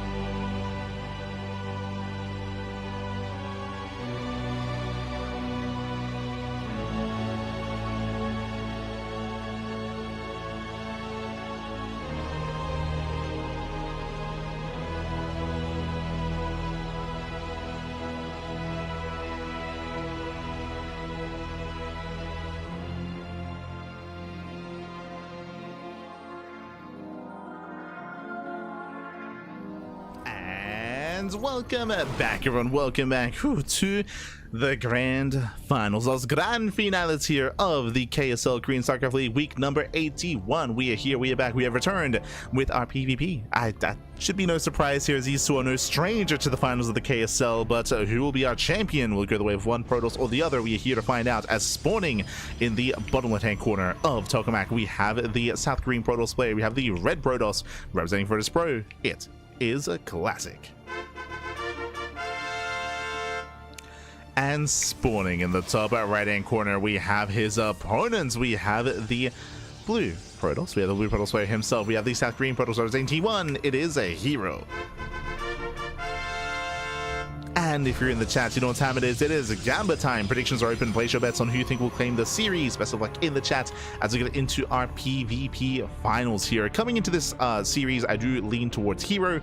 I will say these two do trade. They go back and forth in series 100%. But in my mind, it's like 60-40 sort of thing, right? It's like 60-40, slightly in favor of herO. But we'll see who will claim it this time. herO, he has won the most KSLs in the history of KSL.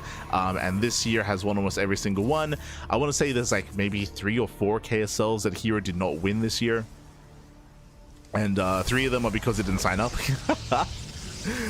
Didn't sign up. No, allowing some other players to earn some prize money. Generous, Pappy, generous. But here we go. For now, 2-gate opener out of herO, 2-gate opener out of Classic. Everything's looking normal so far. Likewise, there's no proxy out on the map either. There's no worker out on the map. So here comes the second pylon for herO and the second pylon for Classic.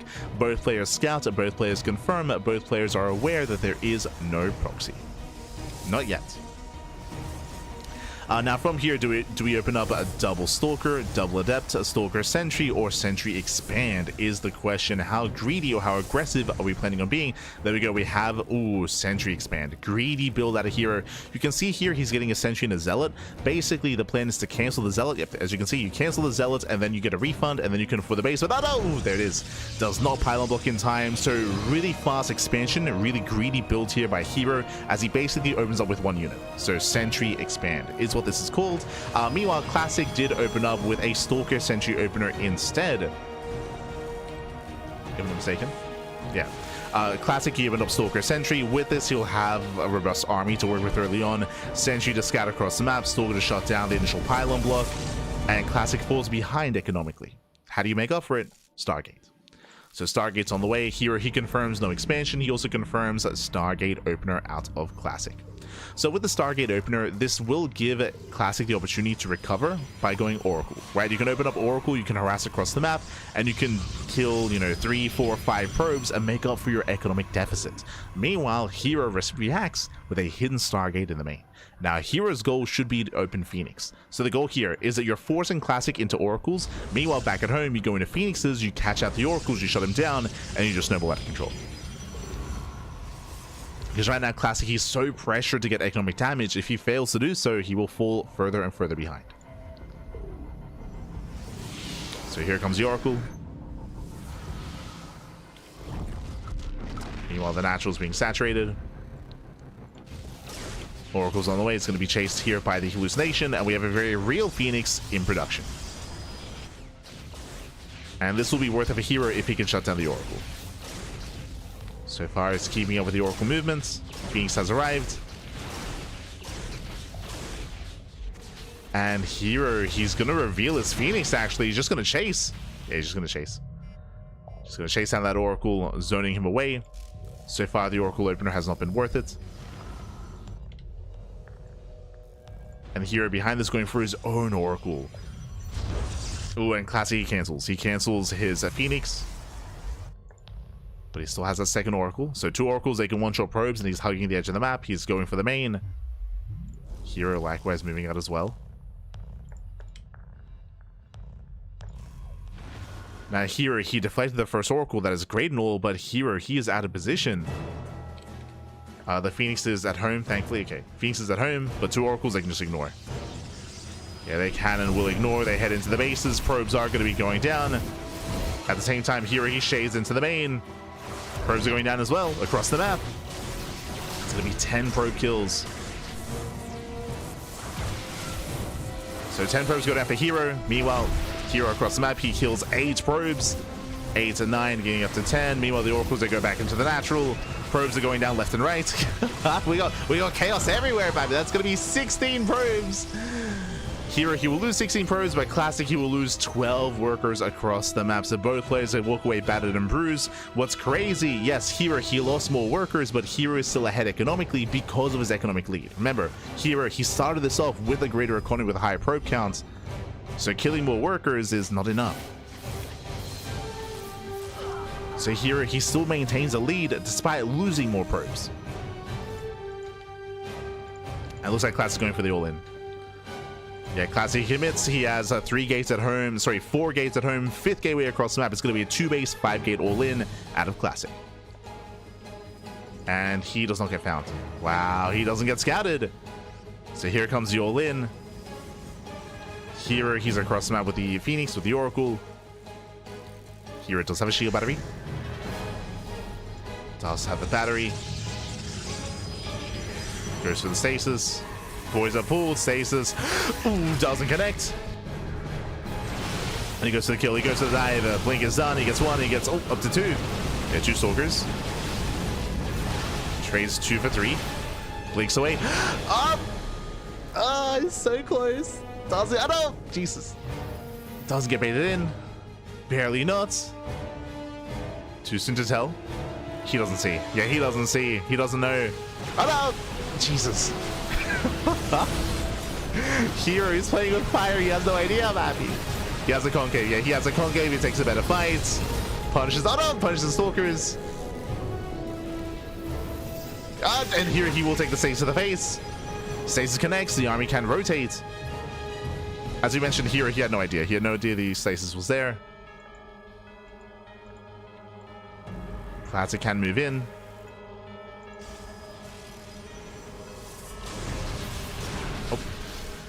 Oh. Yes, be careful. Classic is getting caught out. Yeah, stasis runs out. Stasis trap does run out. herO, he has the greater stalker army. Classic should not be here. And Classic will lose everything. Yeah, Classic will lose everything. GG gets called. The all-in fails, and herO, he will take game number 1. Whew, GG, a very intense game here. Winding it back again. herO, he had a cheeky build. He went for a Sentry Expand. He was able to force Classic's hand. He forced out the Oracle. herO with his Phoenix was able to minimize losses, and then everything just caught fire, right? So then we had herO moving out with the Depths. We had Classic moving with double Oracle. Classic killed 16 pros, which is great damage, but he lost 12 pros back at home, and he fell behind. From there, he fell behind. Bearing in mind that Classic, he had less workers to begin with, so he had to do even more damage. He failed to do so. Classic turned that into a 2-base all-in, and herO was able to defend in time. herO did not rush into a third. Thankfully, he did not rush into a third base. He was warping in defensively back at home, and he was able to defend to shut down the aggression. GG. GG, well played. Whew. With that, herO takes the lead, and now we're getting into game number 2. Jumping into game 2.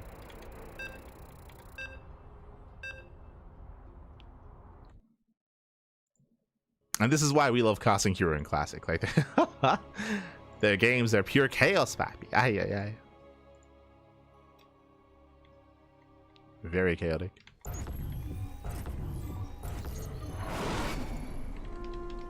And spawning in the top left-hand corner of Persephone, we have the South Korean Protoss player. We have the Red Protoss of Virtus Pro down in the series, but we'll see if we can bounce back. Remember, it's a best of 5. We got plenty of games ahead of us. It is Classic.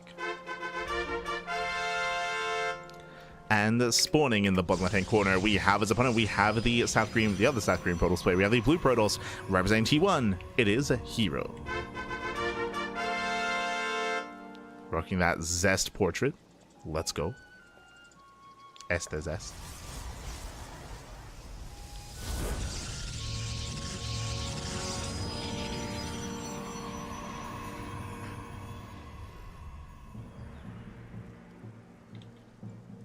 So do move out. Our eyes are on herO as he moves out with a very early probe.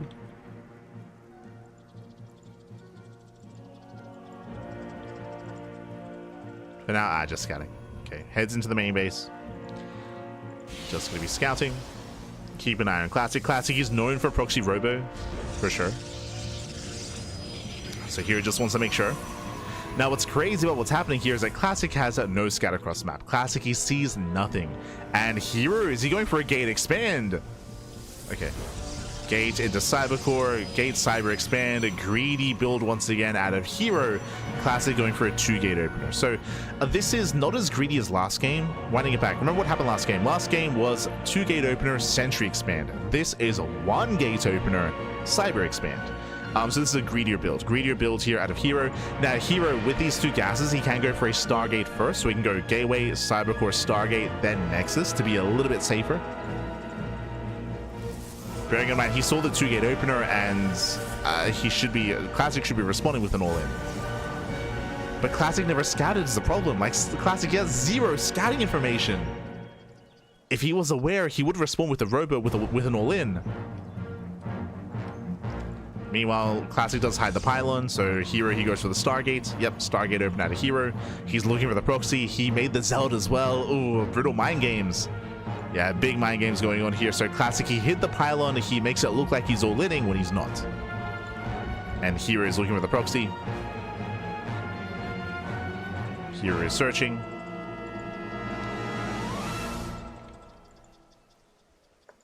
He tries to go back in, but there is a Stalker.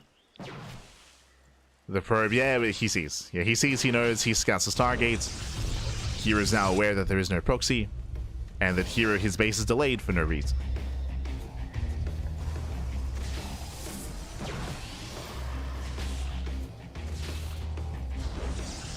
Oracle's on the way.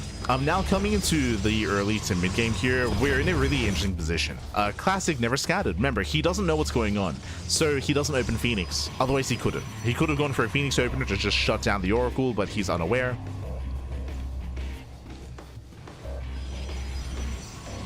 Oh my god, and herO, he should be expanding. Instead of expanding, he's going for what? He's going for another gateway and a robo, 1 base all in. Wow, 1 base all in at a herO. He knows that Classic should be expanding. And herO wants to punish. Oracle into the main. Remember, Classic, he never scouted. He never saw the Stargate. And so far, that's going to be 3, 4, 5 dead workers. The Oracle gets away. The Oracle confirms the Void Ray and the expansion. At the same time, Oracle into the main confirms the 1 base all in. So now everyone knows what's going on. Classic does fall behind economically, as Classic was blindsided by the Oracle. Oh, herO does expand, but this is still very committed, very aggressive from herO. On the one hand, yes, herO, he does have a higher probe counts, but on the other hand, herO has a very late expansion. So herO, he needs to get more done. And here comes the War Prism. So herO is pushing, he's moving out, but he will soon. This is a really quirky build out of herO. In my mind, I would have assumed a 3rd gateway and a 1 base all in, but instead we stay on 2 gateways and we expand.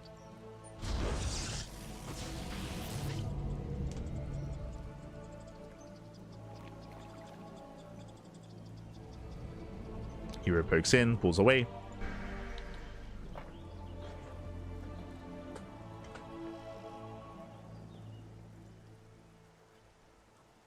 Pokes in, pulls away.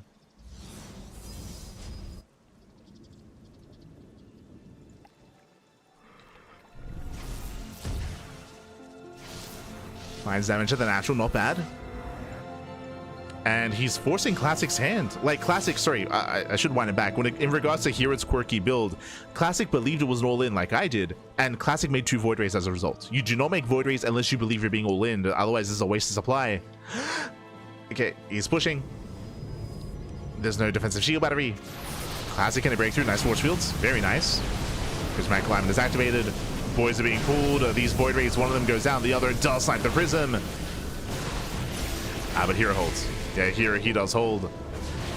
He shuts down both Voids, takes down the Sentry, and herO will defend. Here he shuts us down, he will defend. Oh, the Oracle does not take fun. There we go, does activate. And Classic will lose his entire army. Now, what's scary here is that herO, he did lose mining time, did lose probes, but he's still equivalent or equal when it comes to workers. herO has the larger army. He has the mortar production thanks to the robo. And herO has the advantage. So again, this was a really quirky game. There were a lot of mind games coming to play as well. Again, because herO had such a late expansion, Classic made Void Rays, which he didn't need because herO ended up expanding in the end. It forced Classic's hand. herO, he was barely ready for it. And now herO takes the lead. And here he comes. Here he's going to be pushing with 2 Immortals. War Prism is out. I say 2 Immortals, the second Immortal is still in production. And it's going to be a tough hold. It's going to be a very difficult hold here for Classic. Just because he has no tech. He has no Immortal, he has no Phoenix, he has no Oracle, he has no Blink. He has vanilla Stalkers and a Shield Battery.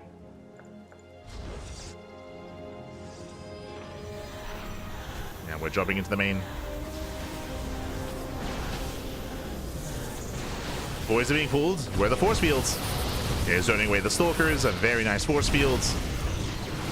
Stalkers are zoned, probes are going down. And here, just buying time for the extra warp in. Do we have any more force fields? We do. Yeah, the final force field of herO. herO takes down the entire mineral line, and now you can just go for the Stalkers. Remember, he still has the Immortal. Yeah, the Immortal's still there. herO snowballing out of control. He breaks through the main army, breaks through the mineral line. GG gets called, and herO takes game number 2. GG. That was a crazy game. Like, game 1 was more cut and dry, to be honest. When it came to the builds, when it came to what we saw, game 2 was a lot more quirky out of herO. It felt a little bit more freestyle as well. To see herO, to see him open up the way that he did, to go for the economic opener. Remember, he went for a gateway into Cybercore, then he was forced into a Stargate because he believed he was being all-in, and then he faked Classic into believing that he was all-inning, and he just kind of, yeah, forced Classic's hand. Forced his hand, Classic fell behind. GG. GG, well played. Very impressive play there by herO, and now we're getting into game number 3. Oh boy. A lot of mind games in that second game.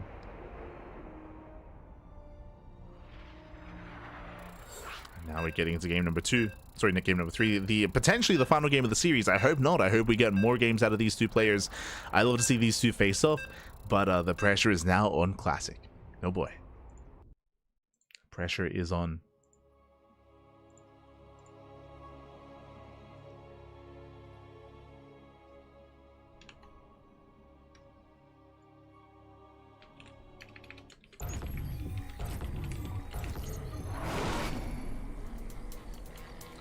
And spawning in the top left-hand corner of Magnatha, we have the South Korean Protoss player. We have the Red Protoss down heavily in the series. We'll see if he can bounce back and make a series out of this. The pressure is on. It is a Classic. And spawning in the bottom right-hand corner, we have as opponent, we have the blue Protoss player, also from South Korea, representing T1. It is herO. And again, the play last game was insane. It was actually insane. I don't blame Classic for his response and his reaction to go for the Void Rays, to get ready for a push that never came, to be forced into his own move out as well. Like everything made sense when it came to what Classic was working with information-wise. But that was like a big part of the last game, was that Classic was working with a very incomplete information. Very incomplete.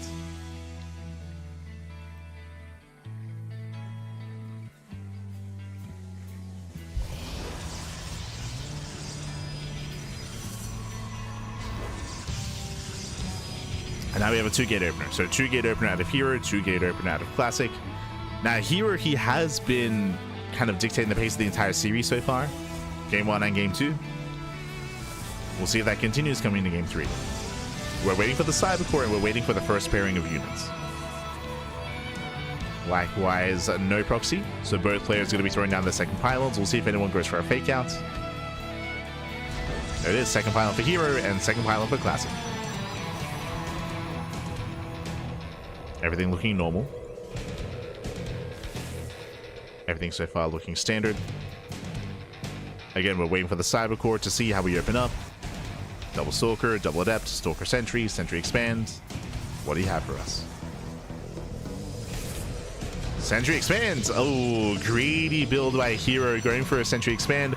The goal here, of course, is that you have the second gate where you don't make anything from it. You don't make anything from it. He did throw down the pylon. He locks down the probe, which means no pylon block. No block for the expansion. Classic back at home, opening up Stalker at depth instead. So here comes the Nexus. Did he get a pylon first? Ah, there we go. So the pylon block for herO actually delayed the Nexus, but is now on the way. So again, a greedier build out of herO, and a classic, it does open Stargate. Now it's on herO to scout the Stargate and to get in position. Initially, herO does have a lead, that is true, but Classic with that Stargate can make up for that with economic damage. So the onus is going to be on Classic and on the Oracles to kill some probes. It is very similar to Game 1. Very similar to Game 1. Meanwhile, herO going to be opening up Twilight Council, not Stargate. In Game 1, if you remember, herO, he went for a Stargate opener into Phoenixes to try to hard counter the Oracles that it was forcing out. Not happening here. Oh, as herO does waste a bunch of force fields. I believe he kills one Adept. No, not even. Oof. Yeah, that was not worth it. Adept did get away. That was a lot of force fields. That was 3 for nothing.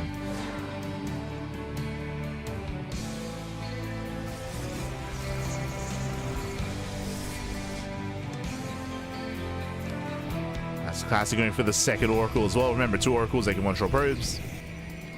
There's a lot of potential for damage.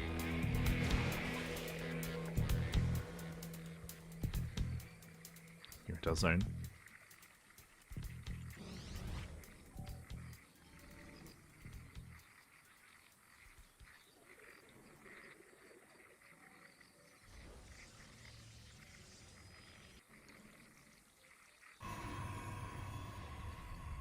Here he zones away. Getting ready at his natural. Getting into his own robo. And blink. Oracles, they dive in, they get 1, they get 2, they get 3. 3, 4 probe kills. Nice start for Classic. Going back in. Doubles back around. Here's in position. And he will kill one of the Oracles. It's going to be 7 kills in total. This is decent damage here from Classic as long as he doesn't lose the second Oracle. And he gets away. Yeah, he does get away. Takes a bit of hold damage, but it does pull out. Doubles back around. herO, he is not in position. But what's herO going for is going for a move out. Blink is almost done. And probes are going down. herO getting caught out. Getting caught with his pants down. That's going to be 10 kills. 11 kills in total. herO's all in. herO's got to go. He's got to go for it. He has to get damage done here and now. Classic is getting ready. Now, herO does have Blink over Classic. So he has extra micro potential in 10 seconds. Does look down the Stalkers. Locks them down. Trades 1 for 1. Second Stalker. Blink kicks in. Boys are being pulled. Yeah, herO doesn't break through. Yeah, herO, he cannot break this. Even with Blink. herO pulls away. Gets a couple of probes. Okay, herO getting the most out of this. The pylon works. Again, that pylon was meant to make it look like he wanted to reinforce and commit. He takes out the Oracle as well. And what was herO doing this time? He was expanding. herO, he took a third base behind this. He did not get a gateway. So herO, he recovers. Oh, he's recovering.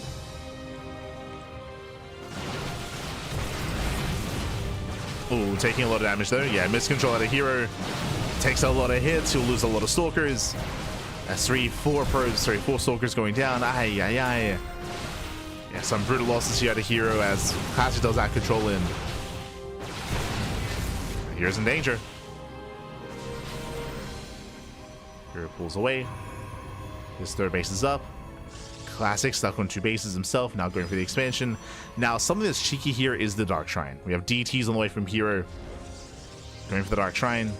Robo on the way for a Classic. He will have detection. It is not uncommon for players to delay their detection until after their third, but Classic gets it before. So before the third base. So he should be fine. He should have detection.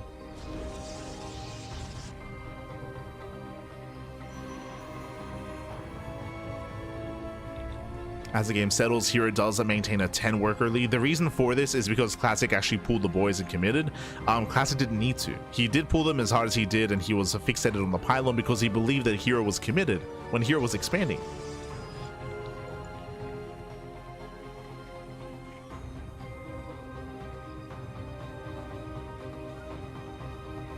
So with that herO, he recovers. Impressive. After losing all those workers. DTs are waddling in. Detection is out in a couple of seconds. Despite that, we're still going for the mineral line. And probes are going down. Oh. Stalkers, they threaten the dive. DTs still doing what they can. Defensive DTs as well. And here he will defend. Defense Mechanomic gets 9 more probe kills across the map. Crippling Classic's economy. Classic, he bleeds out too much. Bleeds out far too much here. 41 probes left. And hero's getting a 5th. Now, I was hoping for, especially this game, like, the Classic had a much stronger start. He had a much stronger start. Classic had momentum, but he lost it. Did lose that momentum, and yeah, now everything's just gotten out of hands. Classic, he has to commit. He has to do something here to recover. There are ways to go for counterattacks and go for drop play, go for run buys, adept harass, something. As he moves out, DTs are moving in. No detection. Oh. Yeah, the observers are with the army. Okay. Brings out the Dark Templar.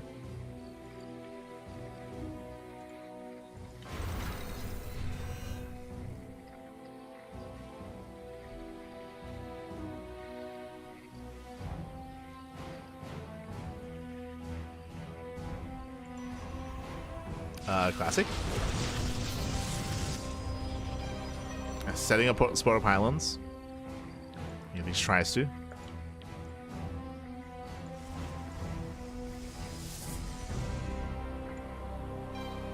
Classic going for a 4th. Just straight up macroing from here is not going to be enough for Classic. Like, that is not good enough. So Classic is down heavily.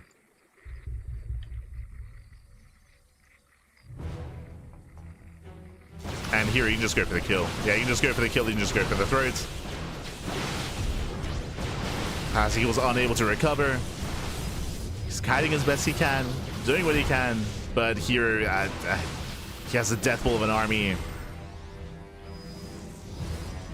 Again, here just defying expectations here against Classic in Game 2 and Game 3. Game 1 was more straightforward, for sure. But again, here he faked an all-in and he took a 3rd base instead. That's why Classic was so committed. That's why he pulled the boys as much as he did. And Classic fell behind from there.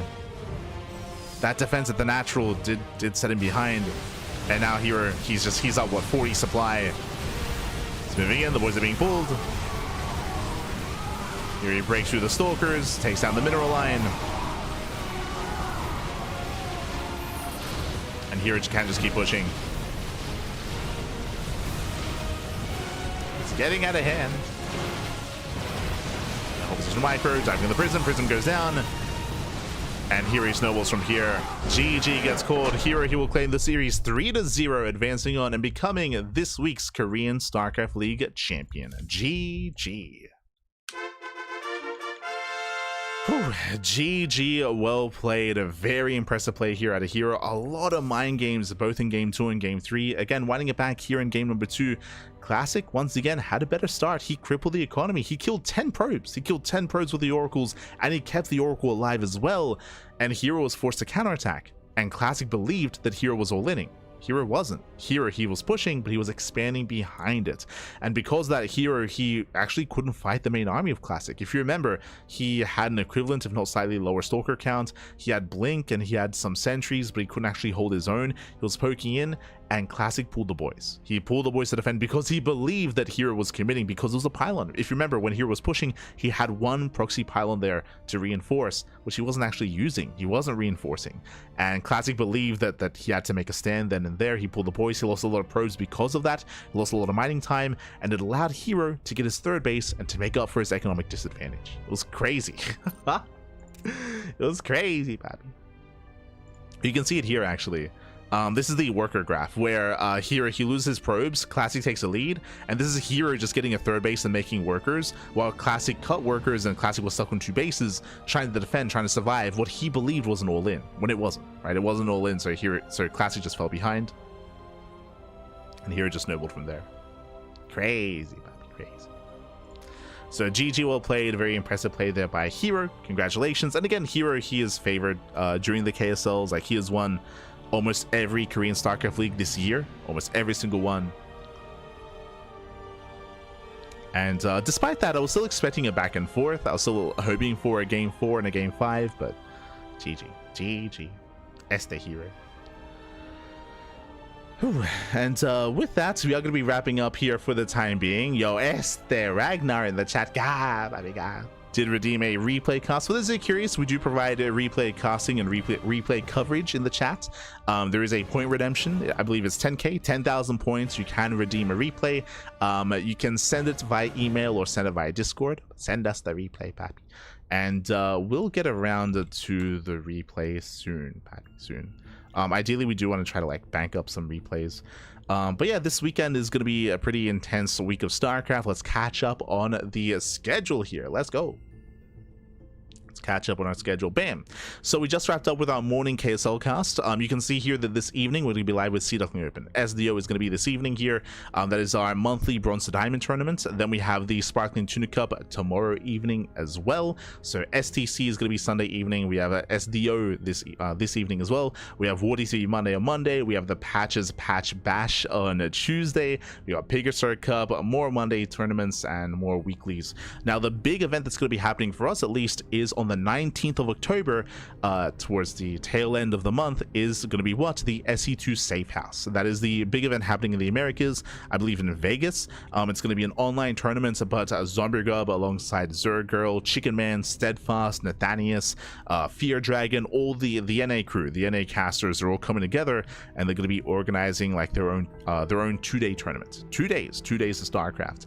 There'll be like some drinking games. There's going to be like poker. There's going to be a bunch of shenanigans over that weekend. We are going to be a part of it in a sense. We're going to be the B stream. We will be the B stream for that cast, for that event. Unfortunately, I'm here in Australia, so I can't be a part of that. I'd love to be a part of that in a bigger way, but you know, the most we can be is the B stream, back to the B stream. So we're going to be the B stream for that event. We're going to be live. That's going to be on the 19th of October. Of course, we still have the RSL qualifiers. That's going to be at the end of October as well. Revival StarCraft League Season 3 qualifiers at the end of the month, and coming into November we have the SE for All tournament, which we were the B stream last time. We still have to reach out, and we might be the B stream for SE for All as well. Likewise, Stellarfest, we might be involved in some way as well. So there's going to be a bunch of NA StarCraft with the SE for All tournament happening in Philadelphia, and with Stellarfest happening over in Ottawa, Canada. So a bunch of NA StarCraft, a bunch of big NA tournaments over the next month of play, and we'll be a part of it as much as we can. As always, Pappy, as always. I mean, I say NA Star, as much as StarCraft as much as we can. We've been the B stream for a couple of years for Home Story Cup as well, for example. The B stream for everything, Pappy, everything. Try to get involved. And of course, RSL begins in November. That's going to be the final season of the year before the offline finals. But otherwise, thanks for watching. Do you think herO plays better at home than on the big stage? I don't think so. Like, herO, he plays really well. Maybe. Like, the fact of the matter is that Classic does often outperform herO at offline tournaments, but I don't know if that's like related to stress or anything like that. Like, if you watch the games themselves, like herO, he did mention it, how he felt like he didn't get to show off his builds and show off his play at EWC. If you're watching Maestros, that was an offline tournament, and here he played like a beast. Like, here played really well during Maestros of the game. In that best of 7 versus Cyril, where it went all the way to the ace match, right? It went all the way to game 7, and herO could have won that series as well. Like, here he played really well, and that was an offline tournament, what, last weekend?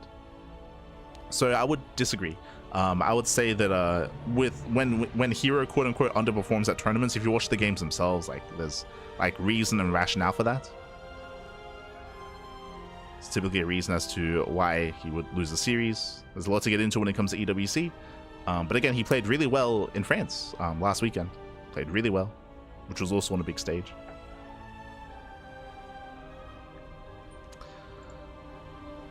But with that, thanks for watching. Thanks for watching. Thanks for tuning in. We do appreciate it. And we'll see you guys soon. We'll see you guys soon. Oh. And we'll see you guys later on tonight for C Duckling Open, which I'm sure Ragnar is going to be at. I'm sure. Este Ragnar. But yes, with that, thanks for watching. Thanks for tuning in. And we'll see you guys later on tonight for C Duckling Open, or tomorrow for Sparkling Tuna Cup. See you then.